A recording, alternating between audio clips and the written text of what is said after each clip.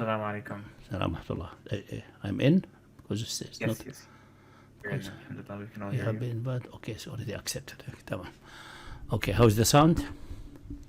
Alhamdulillah, we can hear you well. Good. Okay, sorry for the last week was like a family week with moving and things. Just now finished the last bit of moving and stuck in the nightmare of traffic in London. Alhamdulillah. Those who know London know that you can get stuck easily. A trip of 2 hours becomes 6 hours. SubhanAllah. Khair, inshallah. Alhamdulillah ala salama. Allah salam. No problem. Also, I did not get. I was planning to read the latest from Hawkins and Penrose, but I did not get any time. We'll catch up with that, inshallah. So, tawakkal ala Allah. How we should proceed from this? Any suggestion? Any issues with last time to further discussion, or because we did not fix anything specifically? Continue with the. Just a minute. Yeah. It's Yeah. I was thinking the topic for this time could be predestination, and I think Lex and I discussed this. I'm not sure if he got that idea from you, but predestination, the knowledge of Allah, That's the creation of time, all that kind of stuff. Do you want to do it today? We can do it today. Yeah. Yeah, unless you had another idea in mind. Yeah.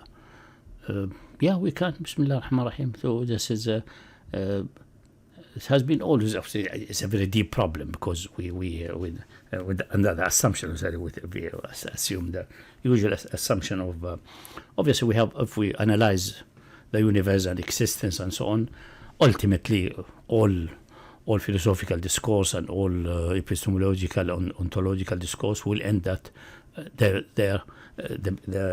basically existence is the primary, and non-existence does not exist really. It's just a setting of the mind.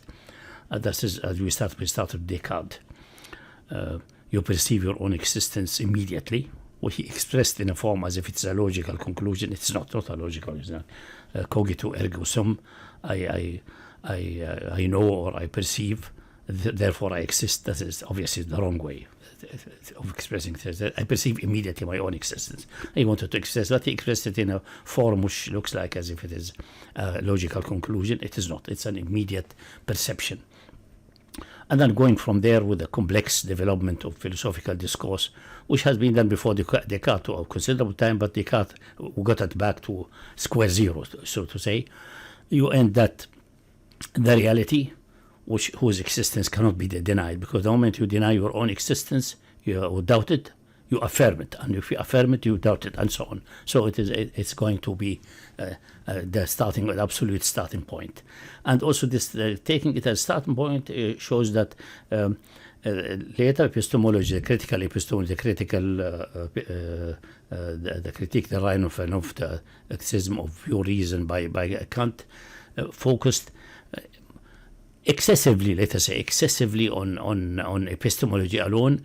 And although he had obviously the ontology background behind in his back mind, but it was not employed sufficiently, which led to certain problems and issues which are still, some of them are still pending until today, and led that although obviously you could barely find any philosopher with the capabilities and mental enormity of Kant through history, maybe St. Augustine in time past, and maybe Plato and Aristotle and Socrates, up to that level. But the focus on epistemology alone, without taking ontology on board and considering it constantly, keeping it in the vision field, definitely he has no problem with the ontology, the classical ontology. That was non-issue for him. But keeping that in the vision field would have saved many problems of epistemology, but this is not with the purpose today. Ultimately, we have to end with something necessarily existing. The question is that necessarily existing something like what we could call nature or the four-dimensional space, which according to Hawkins, a quantum fluctuation flipped one of the space coordinates, because he has to explain the beginning of time. Time is clearly beginning for the Big Bang. if we go to a Big Bang theory. If we go to emergence from the Planck level from a pre-existing black hole, then we'll go either infinite regress or we end somewhere in a Big Bang. There's no escape. All these attempts will lead nowhere. And there are general mathematical proofs about things of this type. Any universe which has any similarity with ours and shows some kind of inflation and expansion is necessary. Will have to start with a singularity. There's no escape. These mathematical proofs are there. But let us leave that aside now, because we will discuss it further in the future, and we discussed a bit of it last time. But you end either this necessary existing being is either something acting by necessity. It doesn't have a mind or a will, or it's acting by will and purpose, which requires to obey him the attribute of knowledge. Someone could say this is like anthropomorphic way of thinking, but in reality we have no other way to do the business except that, because when we start with the cogito ergo sum, I think, so I perceive my existence immediately, that two things are not separable, but my existence is contingent. And we may be able to argue that the mind has been developed, essentially that's a function of the brain, has developed by evolution. We may argue that. Now, if you go to the necessarily existing being, clearly there's no evolution. That must be from a starting point. Either it is, as I usually express it, either is a deaf, blind, dead matter, or let's call it nature. We should avoid the word matter, because we don't know what's its nature. Is it material? It is just a four-dimensional space which is capable of supporting fluctuations, quantum fluctuations, or something like that. This is definitely the atheist claim is that this entity is not a mind. If we say this quantum fluctuation is a deliberate act of will of a certain entity, this is an existing entity, then we are back to theism. So this is the meaning of atheism. So this is a fundamental difference. So let's assume we start with theism. We have, before time started, let's say called the 0 point of time, 0. Before that 0 point, we as finite being engulfed in time, we perceive our beginning and end, and beginning and end of things around us, and then by scientific developments and so on, we do perceive that even the stars, which people in time past thought they are eternal, are not eternal. They have a start and they have a limited lifespan. It goes over billions of years, but how long it goes, it has a beginning and end. We do not have the capability to imagine the so-called the point of eternity. We imagine we have difficulty envisaging as a 0 point. See what I mean? When we go there, usually our imagination thinks it's infinitely extended, but this does not make any sense. Infinitely extended time does not make any sense. In reality, the only reasonable representation, which coming from finite times, from our time, going back to the starting point, is to end with a starting point. We don't know how it's perceived by this mindful being. We have no way to relate to the way he perceives things. But the way we perceive things, we know. We have this by internal perception. What they call it in Arabic is istibtan. That's al-wijdan, or internal, not the external sense, which we have to verify and check. The internal one, which is the absolute starting point. So under the assumption that the beginning has been started by a mindful being, personal being, who by necessity, because it's necessarily existing, otherwise we'll have to look for an explanation for this being if it's contingent. As we necessarily existing, it must be endowed at least with these fundamental attributes, as we abstract from the reality and go to the fundamental concepts of analyzing the reality, analyzing or the most fundamental, most simple things which we receive, which is our own existence, our own mindfulness, etc. There must be knowledge, and there must be free will, and this free will must be absolutely free and sovereign. It cannot be having having what they call illa, or a sufficient reasonable cause. It's absolutely spontaneous. There's no other way. If you say it has to have a cause, then this will, and if this will end to an initial cause, then we are back to the dead, deaf, blind nature, and there's no reason to assume knowledge. Professor, this is related to in your book that there's no ta'rif for it. You cannot find a illa for it. You cannot say. You can if you say he does this thing for this thing and this thing for this thing, it can. Mm-hmm. Can you explain how when you put a illa, how you enter contradiction? There's like two halat, one where the illa is mawjuda, and one where the illa has no ma'lool. But because the question is the divine actions. But now we have assumed the divine being who is a mindful being, has hilm, has rationality in some sense or another, which is we can regard our own rationality as a finite projection of this infinite rationality, as a finite model for this infinite rationality and perception. But not only that, also absolute freedom of action. That's what Hawkins tried to escape by postulating, calling it quantum fluctuation. The problem with that, the quantum fluctuation follows certain laws. It is controlled by necessity. It doesn't solve the problem of the existence. But that's another discussion. But let's assume we accepted this solution. We accepted that the starting point is now classical scholarship, as, for example, Aristotelian and so on. That this. For him, God was just the initial mover who doesn't move, because all movements has to have to be initiated or stated. If you take the language of time has not started by 0 point. Something must have started it.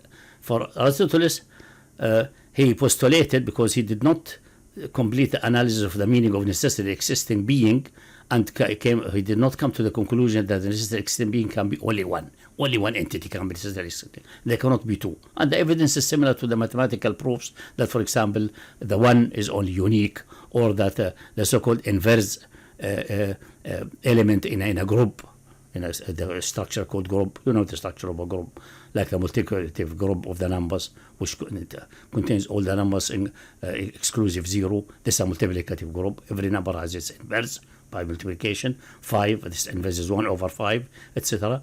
And then if you multiply a number with its inverse, then you get the identity, number 1.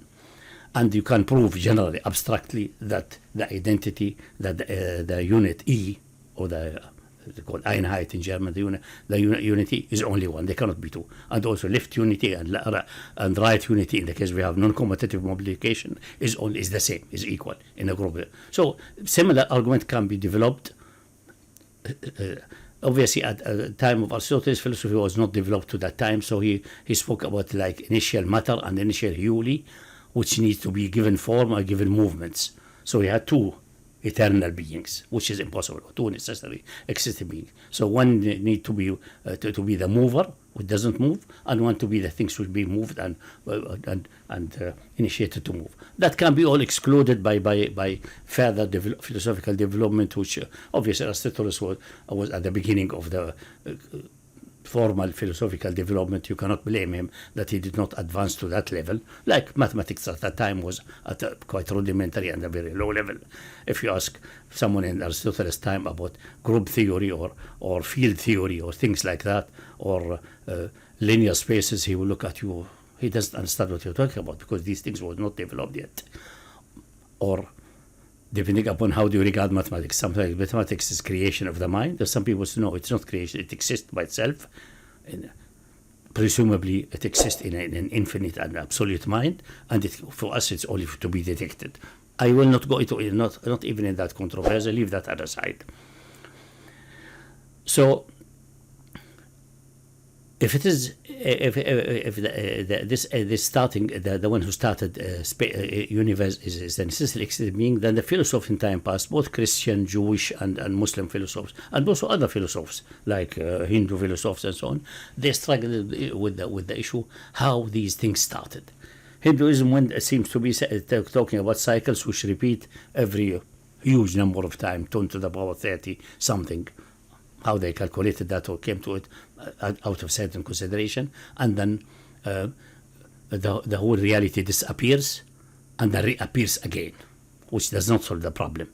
Right? Appears, they postulated something they call Brahmana, not Brahman, not Brahma, not the god Brahma of the Trinity, Brahma, Shiva, Vishnu, no, not Brahma. Brahmana is something like a magic, undefined, mysterious force which penetrates everything, and all this reality is repeated again and again and again and again in never closing circle. So it's like a closing circle, which is obviously will lead to other contradiction. It's just something which you can imagine and express linguistically, but does not exist outside. So, but then Christian and Muslim philosophers who were developed then obviously like they struggled with the issue of the divine knowledge. Clearly, the personal God must have knowledge, and his action, although absolute free will, must be having a certain direction, because will meaning you want to produce something or do something, and it doesn't make any sense unless you have a concept of what you are going to do. Motivation may be completely arbitrary. That means the absolute spontaneity, but a purpose must be there. He wants to create a universe, but all possible universes must be known to him, and he chooses one of them, for example. The question was always in people's mind, because they could not deal with the beginning of time, they tried to push it back and back and back to minus infinity. That exists only in the mental domain as an extended imagination. The external reality, we don't know what is it. All the philosophers, St. Augustine argued that the time starts at a certain point, and that point he called the point of eternity. He did not develop it further into a more sophisticated level of discourse, and did not make a mathematical model, because at the time mathematical modeling was not advanced enough. But we can make it we can give it a similar mathematical model in our case. For example, like the absolute temperature. Did I mention it last time? Maybe let's mention it. When we measure temperature, we can go lower on. Obviously, we have the arbitrary zero of the Celsius scale, which is the freezing point of water. Leave that. But if we define an absolute scale by cooling down and down, we see that moment to approach this called absolute, which is in compared to the Celsius scale at minus 273 plus a fraction 1.4 and so on. Is not exactly known. We can approach, the closer we come to the absolute zero, the most difficult to cool down, the most difficult, until it becomes impossible to reach there. But we can, because we are not temperature-like being, we are time-like being. We have no problem in understanding that there is no negative temperature in the absolute sense, and then temperature starts with zero. But definitely, if we define a temperature variable and extend it in the complex plane, if we work with complex numbers, then it can be defined all over the plane except the negative axis. And the mathematician deal with that. If someone who have studied complex analysis and complex number theory and all these things, he would have come definitely to call the Riemannian surfaces, which are cut along the negative axis. For example, the domain of definition of the logarithm, natural or otherwise. Let's take the natural logarithm is the whole plane except the negative axis. You have to cut the negative axis. It's impossible to have the negative axis as the domain of logarithmic definition. It's completely impossible. There's no way to do it. There's no way to manage it this way. You have to cut the axis along that. And then because it's multiply valued in the complex domain, the logarithm, there will be multiple leaves of the so-called Riemannian surface, and they stitch them together like crossing over the zero in a certain way, in a very beautiful artificial way. But you have to study really, and you have a good imagination of differential geometry and Riemannian geometry, and also of mathematics to do that in a controlled way. But the negative axis, the plane is cut at the negative axis, without any doubt. For temperature, we don't have any problem, because we are not temperature-like being. We are not going heating and going down and from cold to hot, but we are from past to future.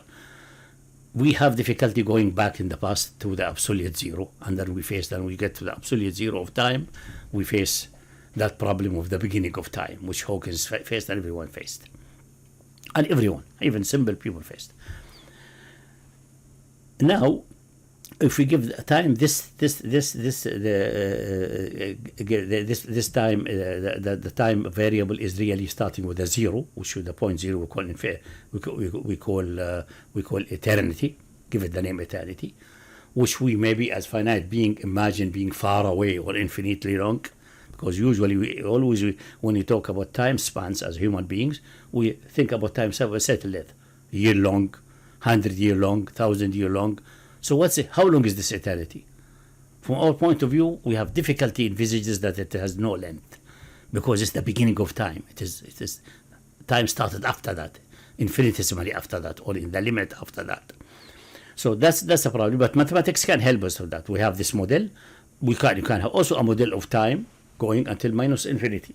But the problem, this is not closed. What meaning going to minus infinity? It's just shifting the problem from 0 to minus infinity. And you know, the one who studied mathematics, that we can map the axis from minus infinity to plus infinity, the real axis. We can map it into anywhere we want from 0 without taking the 0 in, because the 0 will be equal to the infinite faraway point, and extend it in the future. Leave the future now.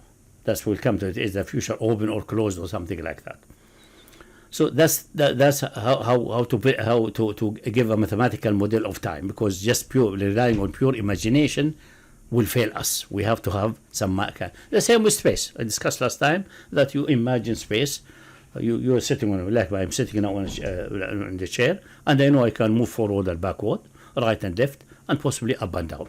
So I have 3 degrees of freedom. We call this 3 axes or 3 dimensions of space. They're actually degrees of freedom of movements, nothing else. But we perceive them as a space as if it's empty, and we move there, which is not absolutely empty, not completely empty. It has air, and even in the intergalactic space, it has certain fields and the background of the whole universe. So it's not absolutely nothingness, as some people imagine when they discuss about creation of particle out of the vacuum. We mentioned that last time.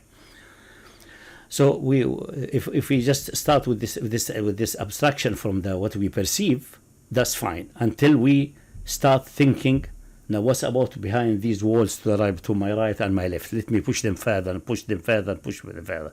Then I push them at infinity. That's extending the imagination in an area which we know it may exist in the mind, and we know we can describe it mathematically in a consistent way, but there is no guarantee. Just all evidences show that doesn't exist outside.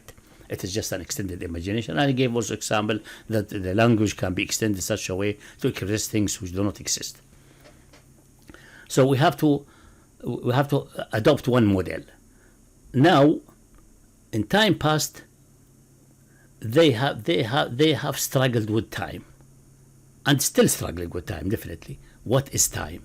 Is it an independent entity? For example, the so-called the Al-Razi, the philosopher, not the Razi of the writer of the Tafsir, not the Razi, the other philosopher. He struggled that said, for me there are several Qudama, eternal beings, God, time, and other things. But that contradicts that. If that's really Qadim, necessarily existing, then we have the problem that necessarily existing beings are two, which is impossible, which can be proven to be impossible. So Razi, Fakhr Razi, he believed that time has no beginning, meaning space-time. I'm not talking about Fakhr Razi. I'm talking about this medical Razi, the one who they accused to be mulhid, etc., etc. Not the one of the Tafsir. They say another Razi. I will get you his full name anyway. So he got stuck with that because of this problem. Maybe he has an excuse because we don't have this mathematical modeling yet. This mathematical modeling emerged really in the 2.5 last centuries, in the 19th, 20th, and now we are not even not even a quarter century, where they became more formulated precisely and so on, and so that in such a way that we can work with them, with equations, with mappings, in a consistent way without producing any contradictions. Although, unfortunately, until now, by the way, we don't have a proof that the analysis, differentiation, integration, and so on is without contradiction. Although nobody constructed any contradiction until now, but a formal proof we don't have. We have a formal proof that natural number systems, 1, 2, 3, 4, 5, etc., as formulated by so-called piano axioms, is free of contradiction, but not complete. We have evidence also that the group theory is consistent, is free of contradiction, but the analysis being much deeper and encompasses many sub-aspects. Until now, we don't have an evidence that it is free of contradiction in the strict mathematical or meta-mathematical and meta-logical sense. Not yet. People are working on it since the 19th century, and in the beginning of the 20th century, there was a conference before the beginning, I think a year before the beginning, in which mathematician led by David Hilbert, he's a German mathematician, he expressed his hope that the issue of freedom of contradiction of the analysis, differentiation, integration, etc., will be resolved in the 20th century. Until now, it is not resolved to full satisfaction, which would have satisfied Hilbert. Hilbert died obviously in the 40s.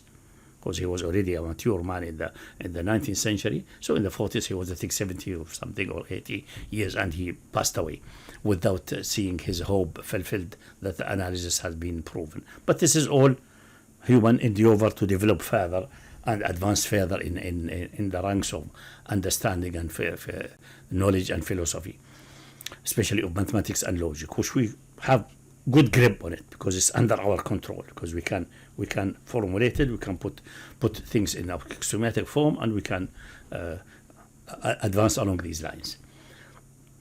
Doctor, one you had in mind is Al-Razi, right? Yeah, possibly. I will check. I don't remember his first name, but it's known to be Al-Razi. They called it Al-Razi at-Tabib because he was a medical doctor and was involved in philosophy. Okay, I'll get his name. Thank you. That's no problem. We can get it. Anyway, that's I just mentioned it casually because he got stuck with this, and many, not only him, many got stuck. So this is the backdrop. Now, I would say, according to what physics has taught us until now, and especially Hawkins with a brief history of time, going to the Big Bang, and then he wanted then to solve the problem of the beginning of time by postulating that there is a four-dimensional space, and one of these space axes was flipped by quantum fluctuation, which is rather impossible. I think it can be proven that no fluctuation whatsoever can flip a space axis, make it into a time axis. I think it can be proven. This is just imagination. He's trying to escape the real solution, but that's another issue. Real solution from a Islamic point of view, of a scriptural point of view, is that time started the first activity of God, of the personal God, of in Arabic called Allah, in English maybe God with a capital G, and that's it. And this is in eternity, which we have difficulty imagining, because for us it looks like a point, but for another being we don't know how it looks like. For the necessarily existing being, we don't know how it looks for him, but that's not relevant. It is relevant how we deal with it and how we analyze it. Clearly, to create a universe or choose one universe from various universes, they must be also known. Possible universes must be in the divine knowledge. Obviously, he must know about his himself and capabilities in some sense or another. So there is divine knowledge, the preliminary one, the preliminary divine knowledge. That's part of being necessarily existing. If he has a knowledge, then the knowledge must be comprehensive in the sense he knows himself, he knows about possible universes. That's all what is known at that moment. Then, what Hawkins called quantum fluctuation, a decision was made to start a certain universe, chosen for certain characteristic of his, but nothing, but not by necessity, by absolute and sovereign free choice. So he could have chosen another universe, but he chose this one, and nothing could have forced him to choose or not to choose. That's the meaning of absolute freedom of a necessarily existing being. The alternative is the alternative is necessity, is atheism. Either this or this. There's no other alternative. There's simply no other alternative. Think about it. There's no other alternative. Either absolute freedom and spontaneity, which obviously Hawkins, I argue Hawkins tried to hide behind the quantum fluctuation. Because fluctuation, what does mean fluctuation? In the quantum sense, if something happens spontaneously without you expecting it to happen, it can happen, could it have happened, etc. But he attributed that to somehow the four-dimensional, whatever number of dimensional spaces, it's somehow has the capability, its intrinsic capability to have a fluctuation. It's supposed to be empty. There's no matter yet. Nothing has started. Time has not started. Nothing had started. And still he was able to imagine putting a fluctuation in something in an empty, in an empty four space-time. It's if you look at that the metaphysical load and the violation of the Occam razor in that are so excessive. But this is part of the discussion of proving that the necessarily existing being must be a conscious being, must be a God, not just a nature or four-dimensional space or whatever it is. So that's the starting point. Everyone agree on that. There's no problem if we assume the starting knowledge. The question arises after that then, once time started, we come to now to predestination. Assume that's all well established and has been proven. Let's assume it has been proven. The question which has arisen is the following. Actually, the question arose in studying of the truth value of events. Aristotle is the one who asked the following question. Past events, we can know. Did this thing happen or didn't happen? We have to verify it by witness statement, by so on, and it couldn't be possibly except either it is true or false. Like, for example, Caesar was assassinated by a group of senators, including his dear friend Brutus. Yeah? And then he allegedly, when he was dying, say, even you, Brutus, is participating in that. Is that true or false? It has a true value. This statement has a truth value. We can verify it historically, say it is true, or we say it's false, it didn't happen historically. That's past and immediate present. But what's about the following statement? Tomorrow there will be a sea battle. There's an advancing fleet of an enemy, and our fleet is going out to meet them. Expectation is that they may meet tomorrow. Tomorrow there will be a sea battle. Does this statement have the truth value? Can we say it's true or false? And this goes back to the question of knowledge of the future. Is the future open or closed, etc.? And Aristotle did not settle that point, but say, we know it's possible, it's a possibility, but can we attribute, because possibility is not one of the truth values is there's yes or no. Possibility goes in the realm of probabilities, not in the realm of strict logic, in the realm of statistics and things like that.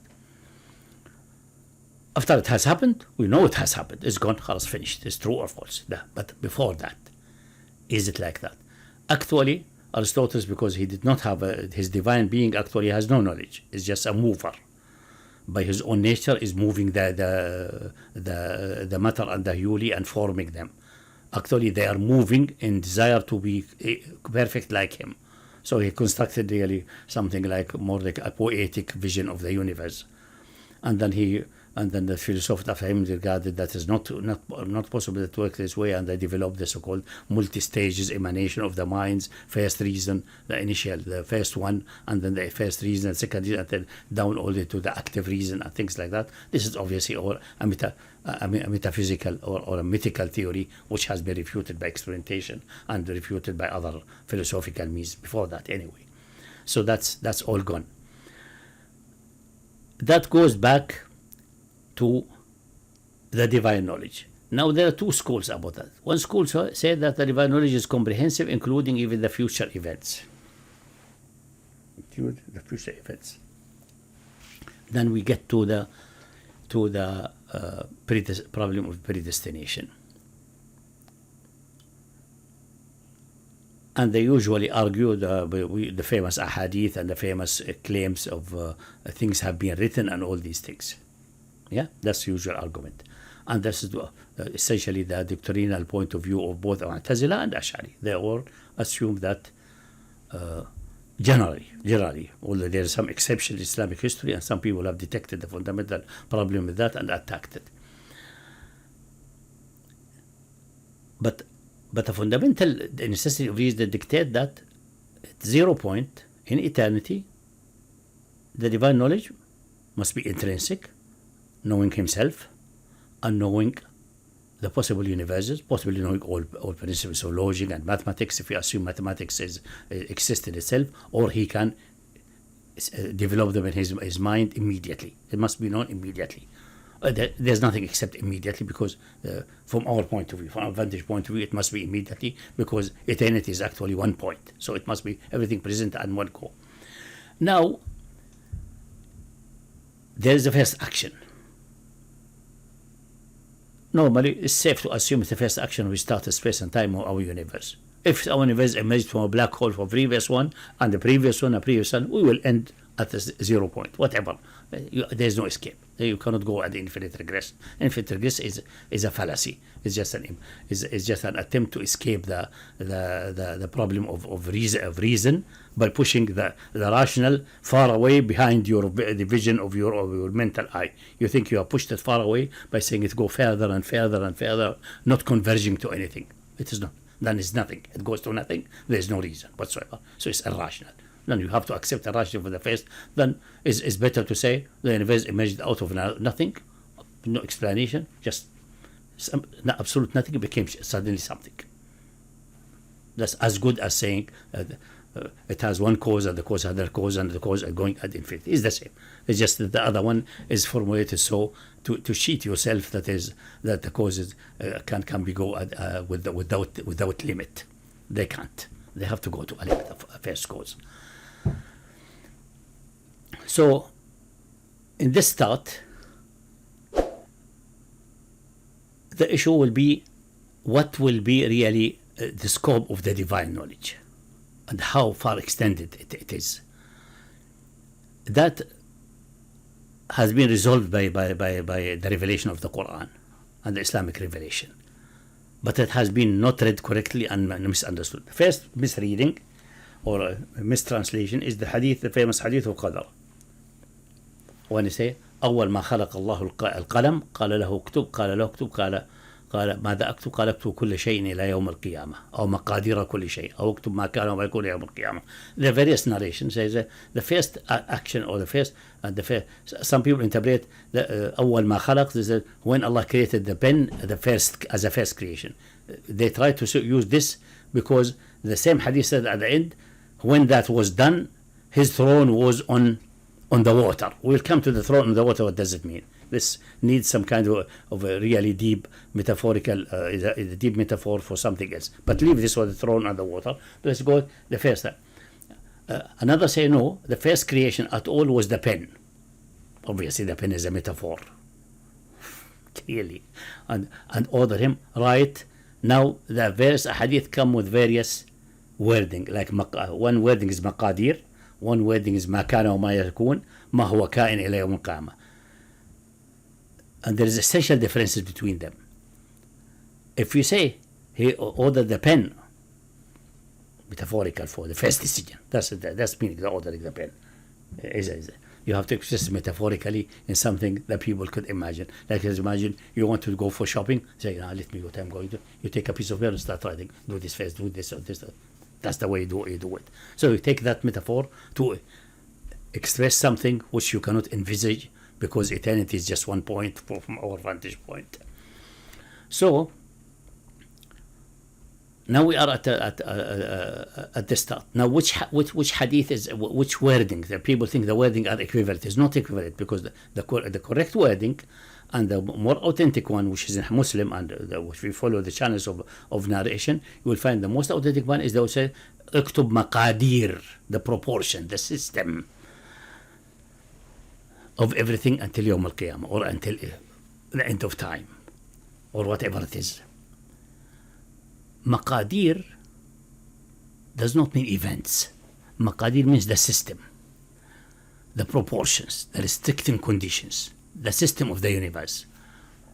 Stated in a more dry scientific language, a certain universe with certain features has been chosen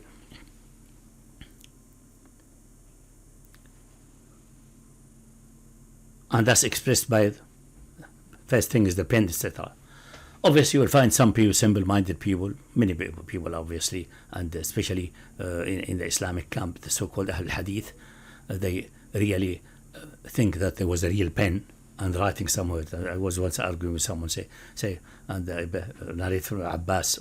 Narration is again not authentic; it's a weak narration that he wrote in Zakot al-Lawh al-Mahfuz, a protected tablet, and the protected tablet is so extended, like 70,000 years long, and things like that. People have good imagination who invent these things. And then God is supposed to be looking at every day 36 looks and create accordingly to see what he has written. I told him, you mean that Allah needs the tablet, so before the tablet and writing he has no knowledge? So he was in a state of shock. Because people do not understand that sometimes you give an example taken from human experience, and you have to get the essential meaning out of it, which may be a difficult order for most people, but it has to be done. There's no tablet and no pen. What is the meaning of that? أول ما خلق الله القلم. The first creation was the pen. It's order to meaning. The first act was choosing the universe with certain proportion and laws and restriction. So, and then again the usual expression خله كن فيكون. He said it be and it happens. That's also in the Old Testament. It be right, it happens. It happens. The moment the divine will directs itself to something, it appears immediately. There's nothing can. That's the meaning of it. Has sufficient power. Otherwise, nothing will happen. We'll be having something in eternity and stuck there for eternity. Nothing is happening, but it's contradict our experience that we are happening. The universe is happening. There are events. So it must be. There must be this primary act must be.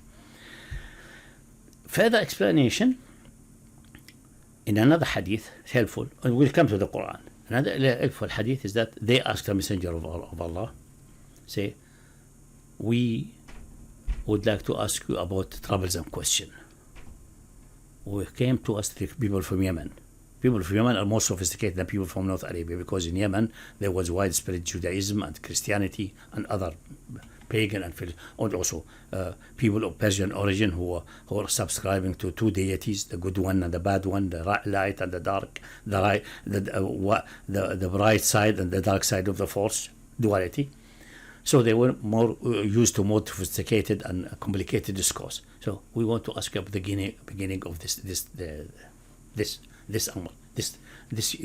being, this reality. What's the beginning of this? How it began? And the Messenger of Allah answered saying, قال الله ولم يكن شيء قبله. Allah existed and there was nothing before him. And there is also narration saying with him or beside him, etc. But the most authentic one and the one which makes it قبله, nothing before him, because before him does not make any sense, does not exist. It will be absolute nothing which is absurd, does not exist. But obviously you cannot answer the people with the language of philosophy, which maybe the tools of the philosophy are not available for them. So let me push on. Then وكتب في الذكر كل شيء, and he wrote everything in the dhikr means the remembrance. Dhikr may mean a book, the people of the book, the people of dhikr. Again, kataba is again a metaphor of making a choice. Because if you write something by choice. It is not by itself dictating itself by necessity. It is being chosen. وكان عرشه على الماء, and his throne was on the water. Leave the عرشه on the ماء because this had another issue related to something else. Then we have a further explanation of hadith I mentioned last time, which is an interesting hadith, which says, the son of Adam slanders me or hates me. He says, what a miserable time.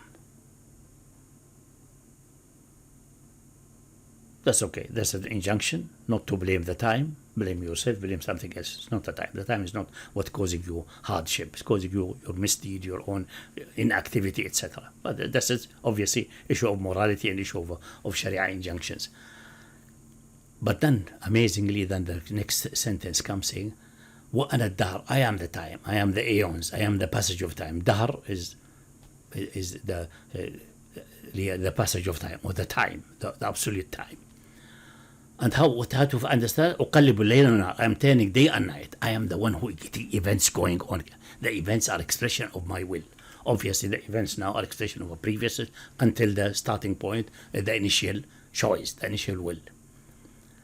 So that's concerning that. But that doesn't solve the problem of the future and the problem of Aristotle about future events. Not proportion, not the system of the universe. The system of the universe has been fixed. So universe of three space dimensions, possibly maybe 10 dimensions, 6 of them have been compactified away, no problem. Can be whatever number of dimensions, but it's minimum of 3, which we know, perceive, forward, backward, right, left, up and down. 3 degrees of freedom, and other degrees of freedom has been compactified away according to certain theories of grand unification. So thus we don't mind. That's it. Physics can ascertain that and make various models and study their results using as much mathematics and sound analysis as we can, and then compare that to experiments. Compare that to experiment by either observation of the beginning of the universe and the Big Bang and so on, because that's the only laboratory we have at these extremely high energies and these extremely small distances, or in the Large Hadron Collider, which will not get us far away. It doesn't get us really much deeper to that level, but it may give a hint, and we can compare certain theories and which one will fit the experiment or the observation. And we mentioned last time that certain theories have been shown that they are weak or being refuted, and other theories have proven themselves to be more reliable and more better description of the reality. But still, not all questions have been answered by this way.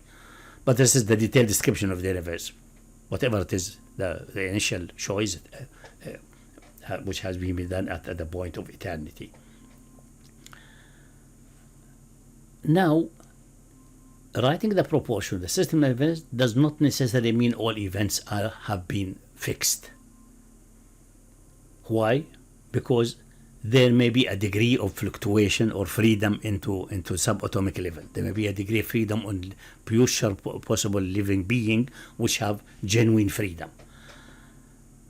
Someone would argue we don't see really genuine freedom in the universe. Our freedom, which is the feeling of freedom, is just an illusion. It's not a reality. If we start with a purely mechanical universe, we have no guarantee that our feeling of freedom is really representing a real reality. We may imagine that we are free. In reality, there's so many conditions which we are not aware about. Some of them are conscious, and then they dictate our doing. We are not really free. That's one philosophy. But this philosophy goes back to is one possibility of atheism, because in a purely mechanical universe which have no supernatural consciousness and mind, it's very difficult to deduce how out of mechanisms consciousness, like the one we have, emerges and free will emerges. All this doesn't seem to be completely impossible, but it's quite improbable, and the theory of that is an illusion. Now, what we said we assume that such a being exists, and that we assume that we go back to the Islamic revelation, what the Quran says. And this will bring us really the saving, solve the problems which the previous mutakallimin, both Mu'tazila and Ashari and Maturidiyya, did not attend to sufficiently. They made some certain fixed assumptions, and they thought they are well established and absolute, and they went back to attempting to reinterpret or play with the Quran instead of going the other. No. I'm sorry to cut you, but can we start with the statement of the Sha'ara, whatever has a hadith is a hadith. I know you disagree with the statement. Yeah, their point is that they started the Aristotelian point of view that the first, they call it al-awwal, cannot have any movement in himself, cannot be an events, otherwise it will have the issue of infinite regress and so on, because they could not conceive the point of absolute spontaneity, and they did not recognize that if you say so they assume whatever is having events in itself cannot be eternal. But okay, and this is because they do ta'leel? Is this because they ask for a illah, why you did this and why you did that? Because you said they get into infinite regress. That's how it goes. That's part of it. They don't ask for ta'leel. No, they started. They say because I think no. The reason is not ta'leel. The reason is they tried to prove the existence of a creator or a being which is necessarily existing by saying all beings which we see, everything around us is having events in it, and whatever has events must be itself having a beginning. So then the divine being, which is supposed to have no beginning, because they started that the time has no beginning. They start with the illusory assumption that you can push the time axis to minus infinity. They started that imagination in your mind represent the reality of the universe. So that's the mistake. And since their proof relied on this, they thought there's no other proof whatever possible, which is not correct, because there are proof about contingency. There are other proofs which do not rely on the issue of time, only contingency and necessity. Because they adopted that proof, they have to be consistent and assuming that the divine being does nothing change in his being at all, and no events can be happening in his being. So a spontaneous decision is out of their realm of thinking, but it will lead to contradictions. It will lead to contradiction with the Quran and contradiction with the reality. Professor, I still don't understand what's their problem with it. Like, you explained it, but I didn't really understand. Can you say it again? Like, what's the problem of having hawadith? What's the problem? No problem, because that's the way they build their proof, and they said if everything which has events must be itself having a beginning in time. But there is no evidence for that in itself. They made this assumption. They made this general statement: "ما لا يخلو من الحوادث فهو حادث." Whatever is having events in itself must be himself an event, must have a beginning. And when Ibn Taymiyyah wrote about the sense of الحوادث لا أول لها, was it in replying to that statement, or no? That's a different. No, I don't think it was a reply to the statement, but it was an attempt to escape the problem, because then there will be no divine activity, there will be no beginning of the universe. If you start with this, there will be none. And then he said, okay, but there are events which have no beginning, which is absolutely absurd and nonsense. Because what's the meaning of events which have no beginning? An event is something which starts in time. It could not have been started unless the event before him has completed, independent if it's a cause of it or not. It has to be completed before it, and the one before that has been completed before it, and the one before that has been completed before it, and then he extends ad infinitum. So there's no contradiction. Like I can extend the time axis to minus infinity. Yeah, there's no contradiction in the mind, but does it exist in the reality? It does not exist in the reality, and it contradicts also the revelation.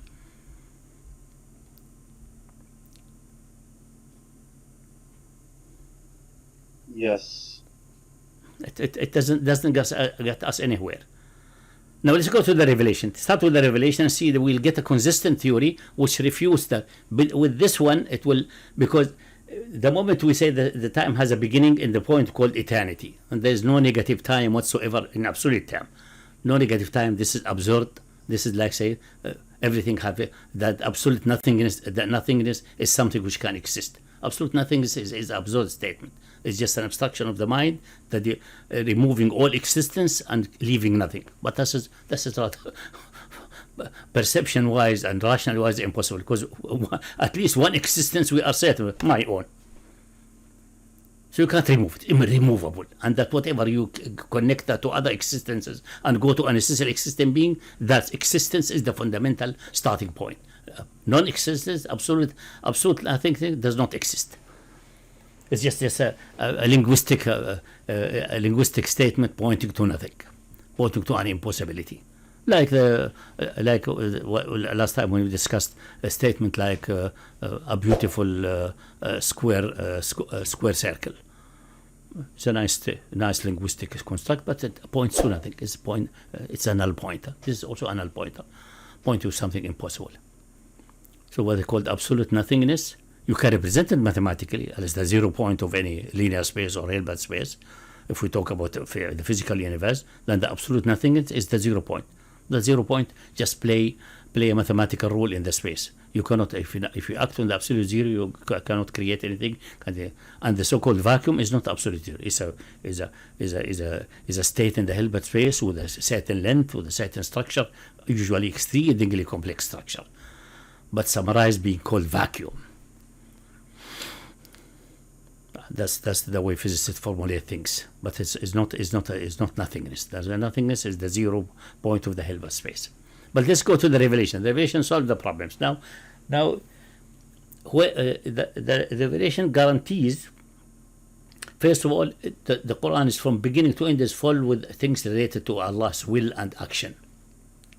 If Allah willed, it would have happened like that. Allah permitted that to happen, it did not happen, etc. But also, it is if we look at, for example, now we come to predestination and previous knowledge. The universe is so structured that free will is possible in it, and this by necessity, this universe, maybe a universe which is absolutely mechanical is not creatable, maybe it's an impossibility. Maybe we'll find one day a complete rational proof which proves that something like that cannot exist. So the openness of the future is fundamental. The nature of time is so. Because if the time is expression of the divine activity, the divine activity is open forward. There's no limitation, activity after activity. Starting with 0, 1, and then going forward without limit. Did you say that the quantum uncertainty is proof that the universe is not deterministic in and of itself, that the free will either that's maybe that's how it shows to us that the current universe is definitely not deterministic in full, and quantum uncertainty show that full determinism. So, what's the source of that uncertainty? Is it us, the humans, who have free will, or is it Allah? It's Allah. So originally, because the definition of the divine is that he's an absolutely sovereign and absolutely free. He's the absolutely free.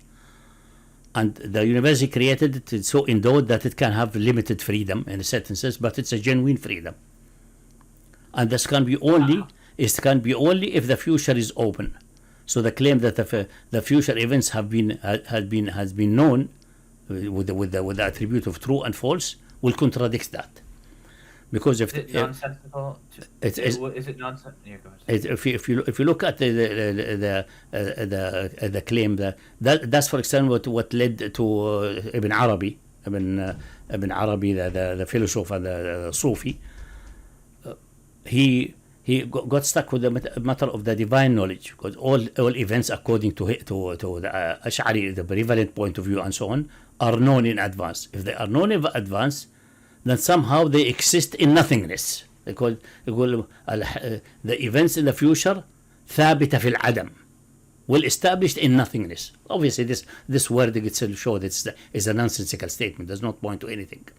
And based on that, since everything is fixed, then because it's fixed, and then but it is essentially it's everything. And every event is Allah Himself, and what you see as events is just an illusion. Everything is there. So that like what the relativity theory claims in some of its interpretation is that time is like space, and they just advance along a certain. And many movies are playing this game. You advance certain so-called timeline, and then you can go back and so on. You are not conscious about this event because it's in another timeline, but it's there. It's already there.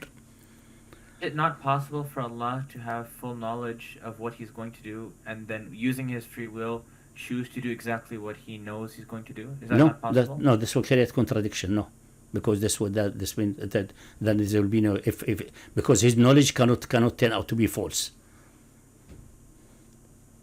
So he has to do what he has known. If the knowledge is the primary one, then he has to. There's no other way. Then there's no free will.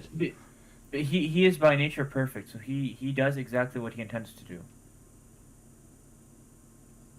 Yeah, But that does not mean that future events. I'll give you, for example, an example in the Quranic statement which solve all these problems for you. Meaning, the events of the future, the imagination that they are known, they have a truth value, is wrong.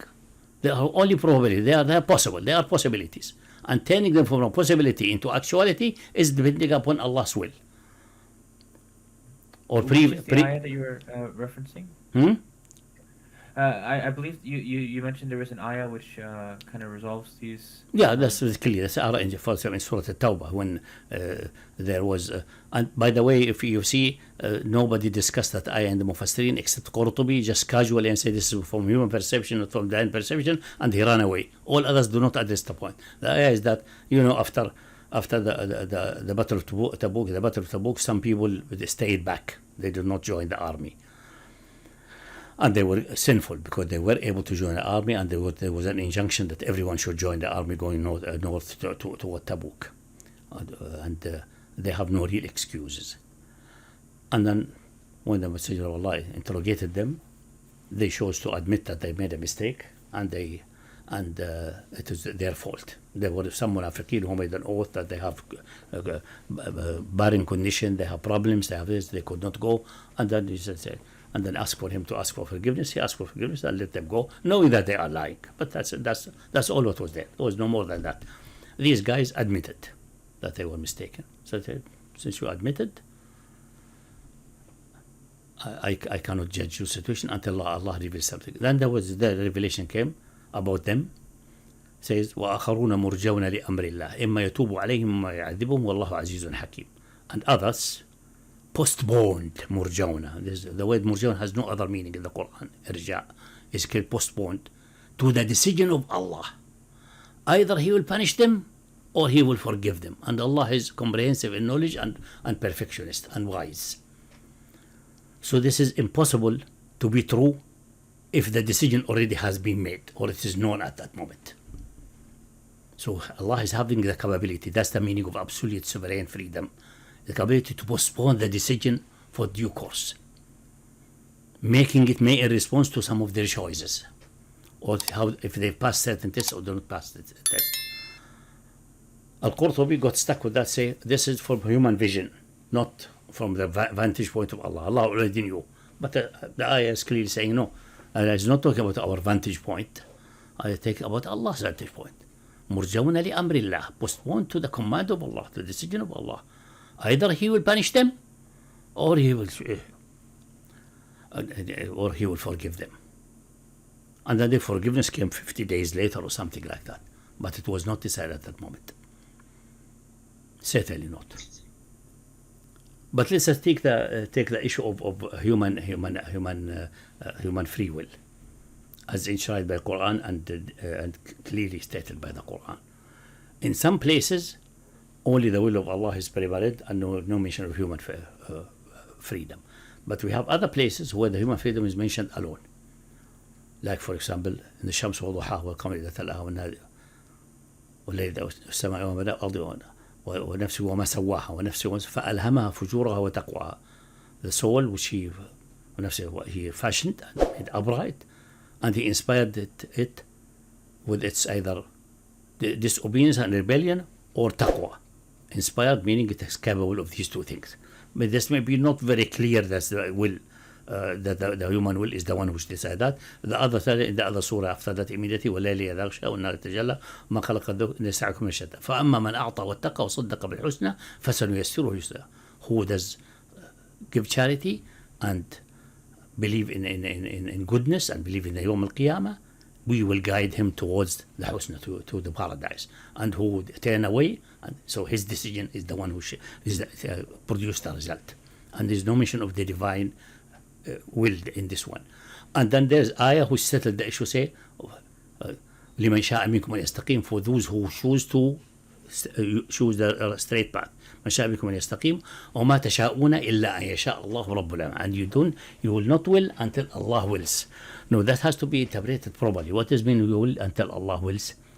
Meaning here in this context, meaning until Allah permit you to will.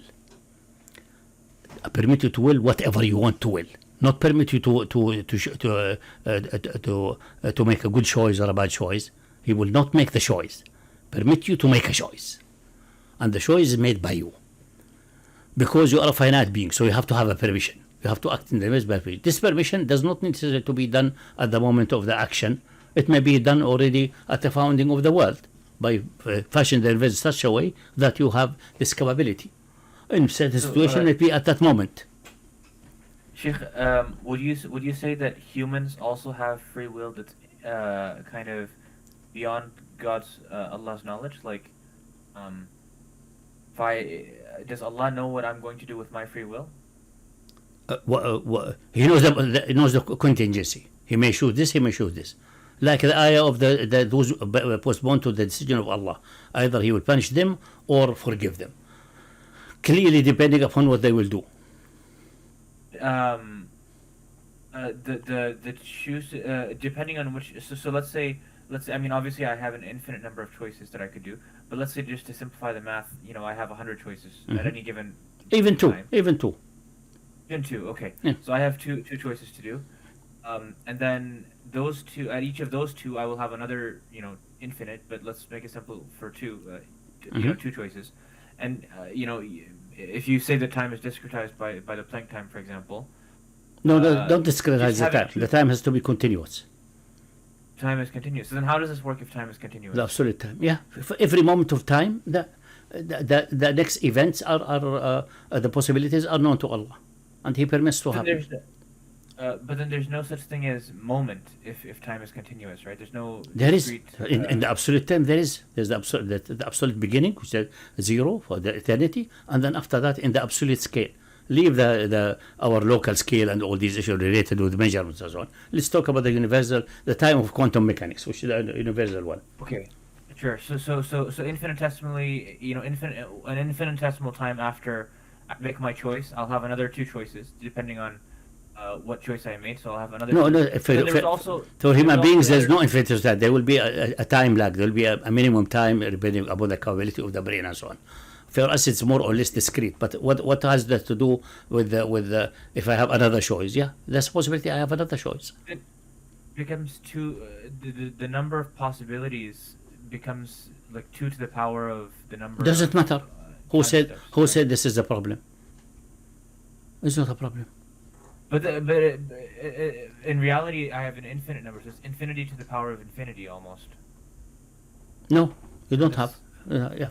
If you count the real choices and so their possibilities, it will be discredited by the number of the brain cells, the number in the universe of possible position of atoms and so on, and they are still discrete and fine. But independent, what is the problem? Is infinite to the power infinite? Where is the problem?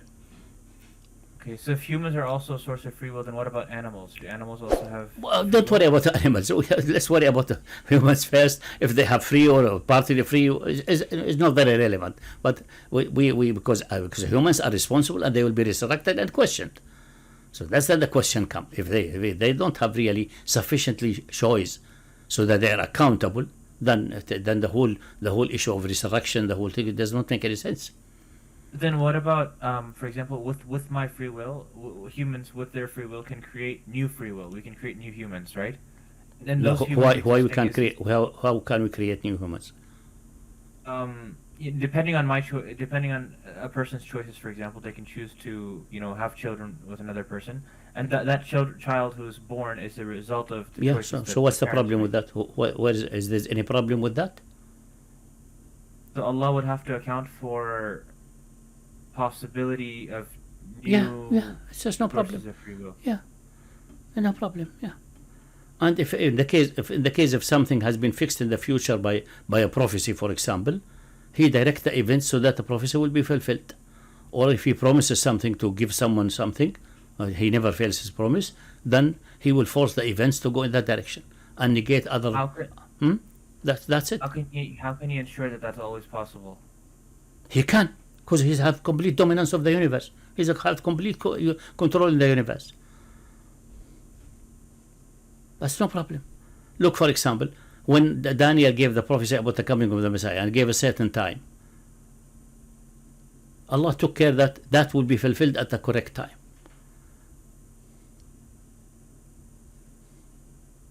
because the report of the Prophet cannot be turned out to be false.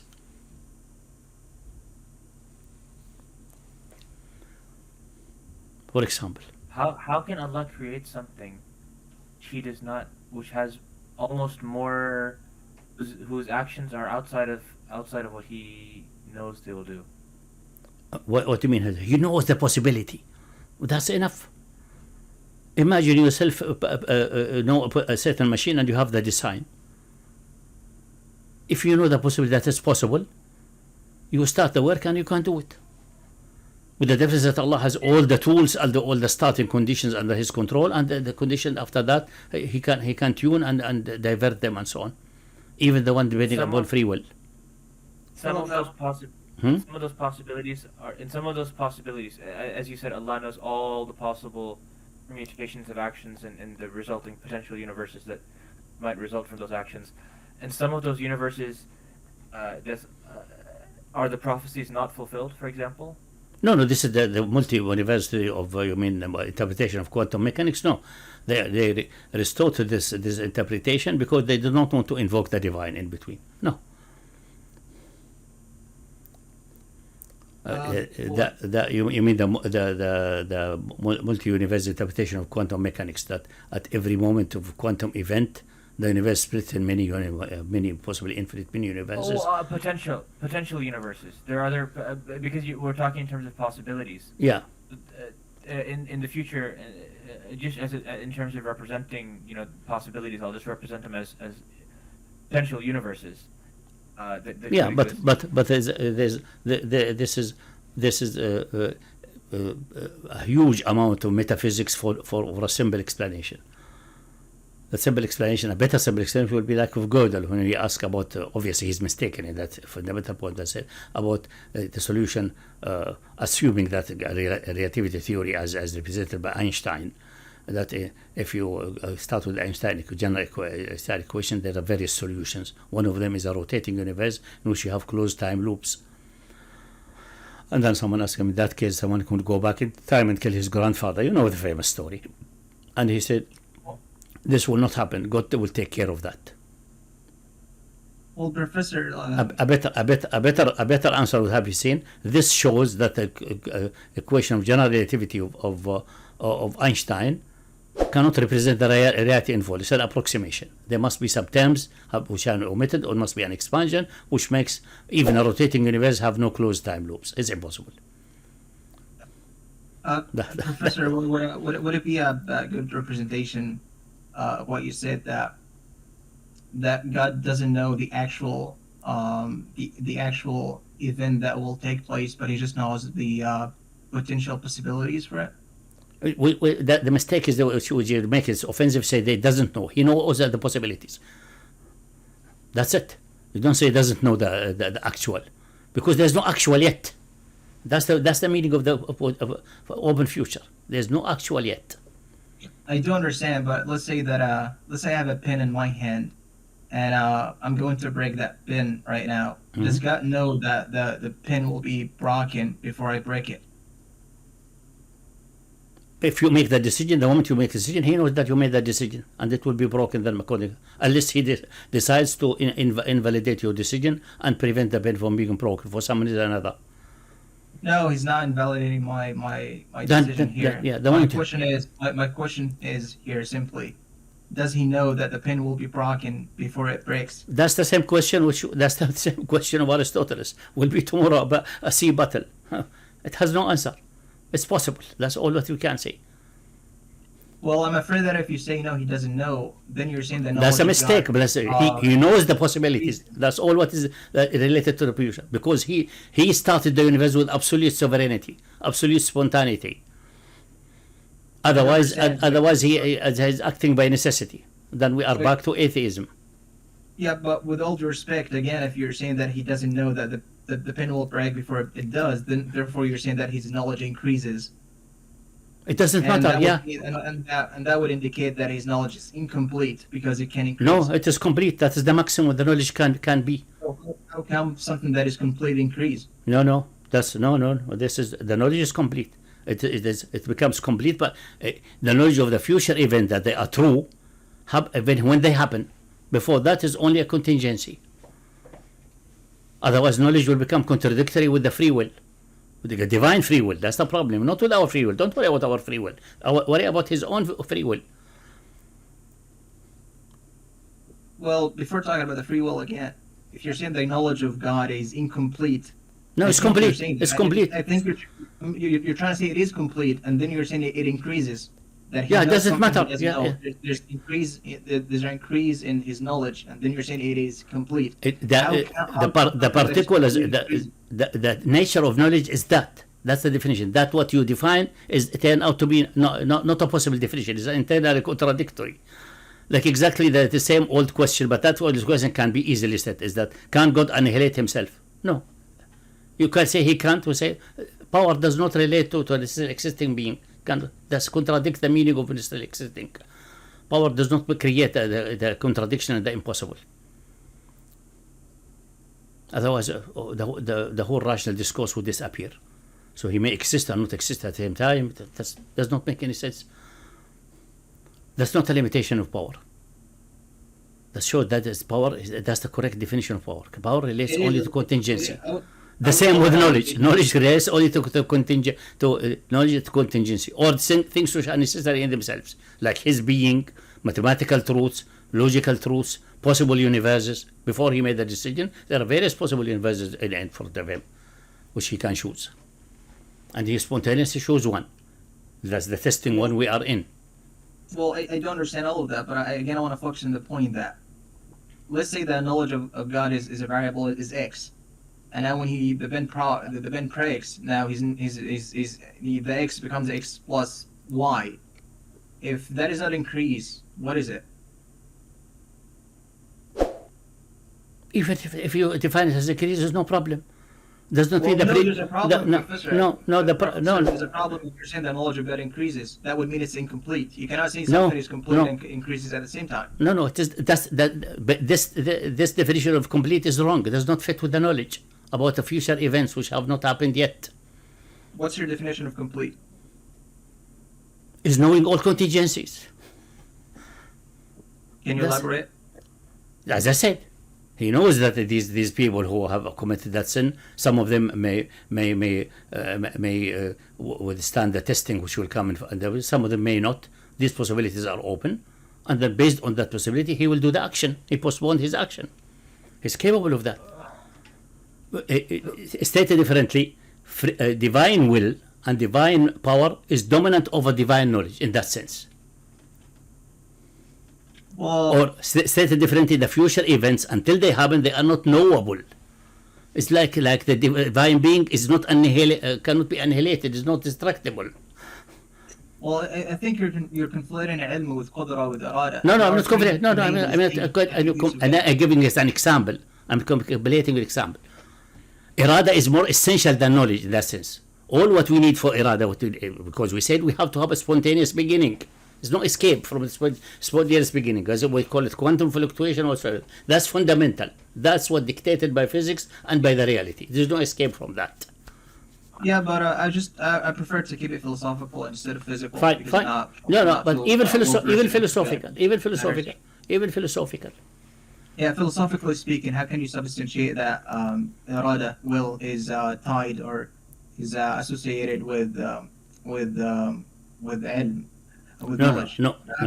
What I'm saying, you misunderstood me. What I'm saying, when we go to the reality, the existing reality, it must go ultimately whatever we develop to a necessary existing being. This either acting by necessity, like what we call nature, some kind of a law, or a four-dimensional space which are capable of fluctuation, according to Hawkins. Yeah. And he escaped from talking about quantum fluctuation because he has to get something starting the time. So he has that imaginary fluctuation which flips one space dimension into time, make it into a time, which is manifestly absurd, but it's not a matter of discussion now. Leave that. Or a being which has absolute freedom to create.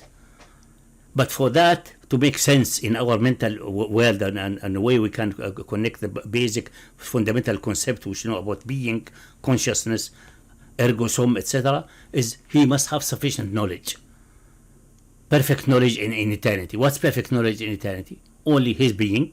He knows his being. He knows if mathematical necessities are somehow exist in some mind, then exist in his infinite mind. If logical structure and so on is part of the necessity, things which must be necessarily known is part of this knowledge. And then the possible universes. No decision for universe have been made yet. Yeah, but with all due respect, that's your definition of complete and perfect here. Yeah. If something can increase, it cannot be complete. And since you have conceded, Professor, that the ilm of Allah Azza wa Jal can increase, if you reverse it back, you reach 0 point. No, معلومات, the items of knowledge may increase because a new event has been added to the list of data. Increasing of data does not mean the attribute of knowledge increase or decrease. It is still the same one. And that's I would say that if you look at the Quranic statement which says that Allah knows everything in heaven and earth, and even an atom inside a stone, etc., and something in the depth of the ocean, and then he mentioned one thing which is an event, وما تسقط من ورقة حتى يعلمها. And if a leaf falls, he knows that it has fallen. It has to be. If a leaf falls and he doesn't know that it has fallen, then he is deficient in knowledge.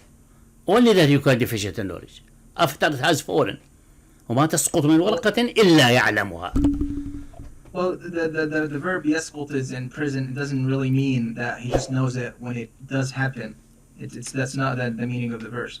No, لا but we said فعل المضارع يفيد الاستمرارية. Yeah, but that is incorrect. Even also, when Allah says إنه بكل شيء عليم. Yeah. When he says وسع كل شيء. Yeah, the same like كل شيء قدير. The future events which have not materialized yet are not shay, nothing. Just the mind set them at their shay and point to them. They are null pointer. The same thing like the beautiful round square. Same thing. Just verbal references to nothing, pointer to nothing. That's the trap which will fall if you make this. But that it is so when a leaf falls, we have to ask. He knows it would fall before it falls. Yeah. Assume that leave that. But if it falls, does he know that it has fallen now? Does he what? Does he know that it has fallen? Yeah, his knowledge is eternal. He knows that it will fall at that very specific time. When it falls at that specific time, does he know that it has fallen?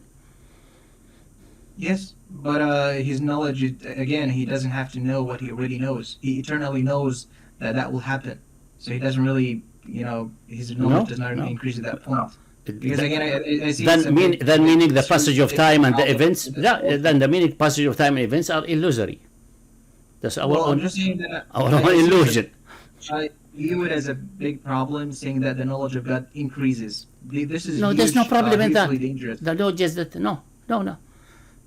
I think that's what it means. He didn't know something, and now he knows it. Therefore, he knows it. He knows it is possible. That's it. That's enough. That's all what is there for the future. It's impossible otherwise. Okay, but again, I'm going to repeat the question. The event of the pen being broken. Yeah.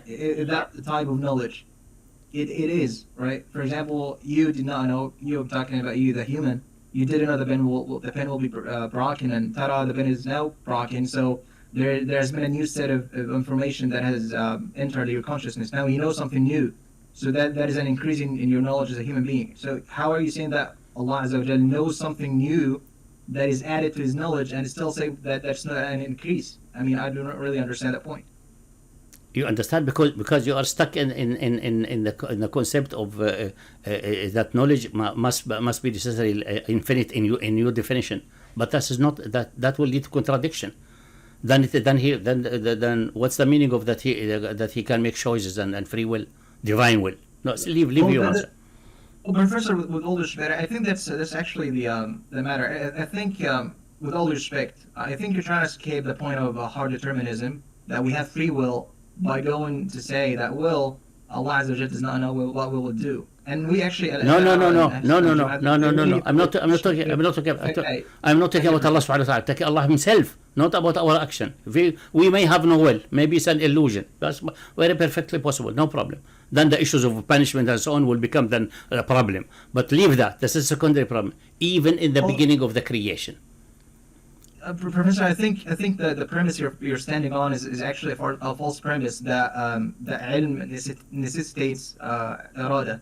I think that's no, I'm not saying this. But you're saying Allah Azza wa Jalla knows that. No, you are still saying the point. That he forces me to do it. No, it's not forcing. I'm not discussing human will at all. You are going at the tangent. Go to the divine himself. The divine knowledge. If it is in your sense of completeness, then it is impossible that anything which he did not know, which he knew to happen, that would not happen. So what's the meaning of saying that he shows this universe and it could have chosen another universe? Then he couldn't have chosen another universe. Then we are back to the quantum fluctuation, which has no divine attribute. That's not a divine being. That is the dead, blind, deaf nature, acting by necessity. Then Hawking is right. There's no escape. Look at it. Forget about humans and what happened in the universe. That's the fantastic point.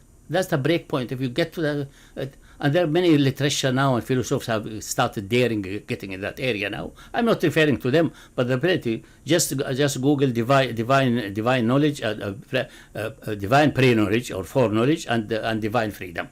There are plenty of writing about that and analysis of if the concepts can be reconciled. They cannot be reconciled. It's not possible. Analyze it further. May I offer an analogy that maybe will help reconcile? So is it like, for example, if you have a vector field, for example, which represents forces, or forces, for example, and then you drop a particle in that vector field, it'll have a trajectory. Yeah. Allah knows the vector, and Allah knows the vector field. Allah knows all the possible trajectories because He has the ability to calculate the trajectory given the vector field in infinitesimal time. He does not know exactly which spot the particle will be dropped in. He knows once the particle is dropped, he knows the exact we don't know how deterministic all of this thing. If it is deterministic, then he knows that the path is known. If it is not deterministic, intrinsically, he created so that's not deterministic. And he is obviously capable of creating a universe where certain things can be suspended. And that's exactly what is happening, what we're seeing. If we assume that human free will, or even quantum fluctuation are some which we think what they are, maybe an illusion of our mind, even the quantum fluctuation. But what I'm saying is, we go to the beginning, the starting point of the necessarily existing being.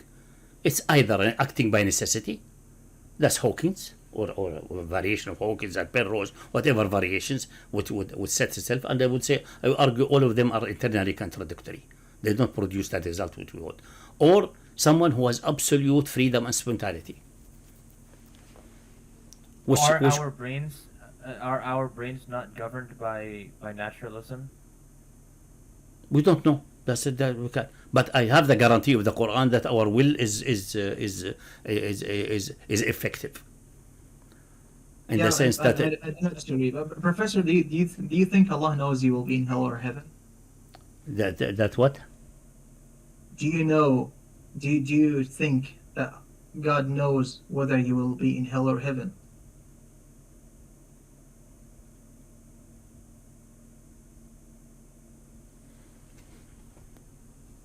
Should I repeat the question? Yeah, I know the question. No. Not yet. I can give you time to think if you want. No need for that. The hadith settled that clearly. So, can I please get a yes or no answer from you? Does Allah know whether you will be in hell or heaven? At the moment, yes. It depends upon the Khatima, and the Khatima is not yet here. No, it's Allah doesn't know whether you will be in hell or heaven. No, the possibility. There's possibility. There's one trajectory or another trajectory, unless he has decided for something specifically for a certain person, like to protect him. Professor, can you be more? Can you present a clearer answer to my question, please? It's a yes or no question. Does Allah know whether you will be in hell or heaven? Personally, as a person, as a specific entity, Only if he had made a decision that this guy will go to, only if he made the decision. Because this decision, his will is ahead of that. Is that what creates a condition? But according to you, he doesn't know your future decisions. So you're saying he doesn't know whether you'll be in hell or heaven. Is that what you're saying, Professor? It's not settled, yeah. There's no problem. I don't see any problem in that. It's still open. Oh. You can still build it. And So Allah doesn't know whether you'll be in hell or heaven, and doesn't know, like everybody here, whether they will be in hell or and this is not a deficiency in knowledge. That's the marvelous things of how the universe is created. Well, unluckily, Professor, it is a deficiency of knowledge. You're saying that his knowledge increases, which Allah Azza wa Jalla is exalted from. But anyways, like no, that statement that exalted from is the same. Like you will feel, for example, people say Allah could be multiple person, and you say no, it's not possible. This will contradict the oneness of Allah. Say no, Allah is all powerful. Is exalted about that. I'm just giving you an example where you define things in such a way that become internally contradictory. Yeah, but Professor, would you like to have this discussion in Arabic some time later? Okay, but let's go, for example, to you may be referring, for example, many people ask the question like تبت يد أبي لهب وتب. You mean تبت سيصلى نار ذات لهب. The question which arises there, when that revealed, the man's destiny was sealed. Before that, it was open. It was sealed. For him, in his case, is as if he died at that moment. خلاص, he's de facto dead. And also, the Qurayshi were prevented from doing any trick to amend that. A very simple trick would have come in their mind. Just tell Abu Lahab, see, he said that, go say that I embrace Islam, now save me from the fire.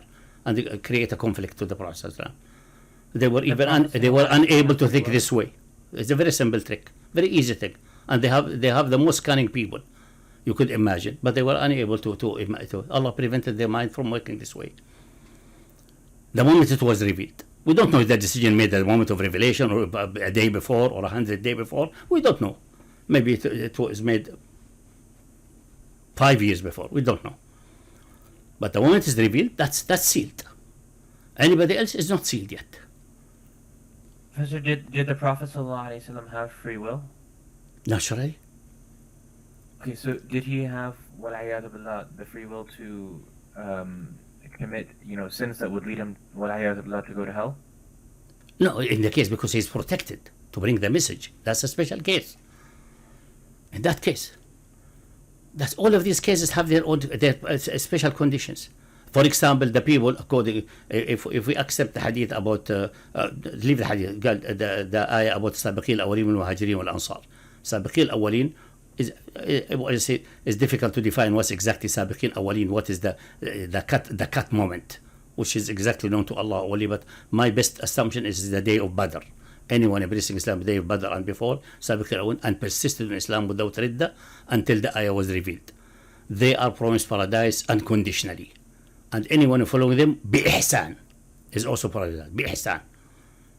General category. But these specific persons, this specific category of people are promised. Meaning, from the moment the ayah is revealed, Allah took on him is that to prevent them from doing something which will get them to the hellfire. If they commit any sin, Allah will take care that they repent, or they will be murdered. For example, like a Zubair will be killed in battle, which killing in battle is a way, or being assassinated will erase sins, etc. They'll be protected from that. People like Abu Bakr, Umar, Zubair, Ali, ibn Abi Talib. They are part of this category, yes. But not anybody else. The other one is تبعوهم بإحسان. Otherwise, what I mean if you say فقل اعملوا فسيرى الله عملكم ورسوله والمؤمنون. Allah will see your action and His messenger and the people. Messenger and people, that's a secondary. But Allah will see your action. Professor. And seeing is a type of knowledge. Let us see what you do. It doesn't really mean that he will know our actions, as to that he didn't know it before. Well, it says ليعلمن وَلَيَعْلَمَنَّ in many places لَيَعْلَمَنَّ اللَّهَ الَّذِينَ آمَنُوا وَلَيَعْلَمَنَّ الْمُنَافِقِينَ, so that Allah will know. It was not known before. But you know, some humans will be munafiq, and every human has the capability. That's it. That's enough. That's enough. Well, I think that's not really what the verse is saying. There's no tafsir on earth actually says what you're saying now. For example, Allah says, "ما جعلنا القبلة التي كنت عليها إلا لنعلم ما يتبع الرسول." So does that mean that Allah didn't know who would follow the Prophet and who wouldn't? Of course not. Allah is exalted from this. Allah is not ignorant. No, now you're that's saying, well, no. You are saying Allah is not ignorant. That has nothing to do. That's your definition of ignorance. Your definition of knowledge is. I think we have a problem in dictionaries. You're being unfair.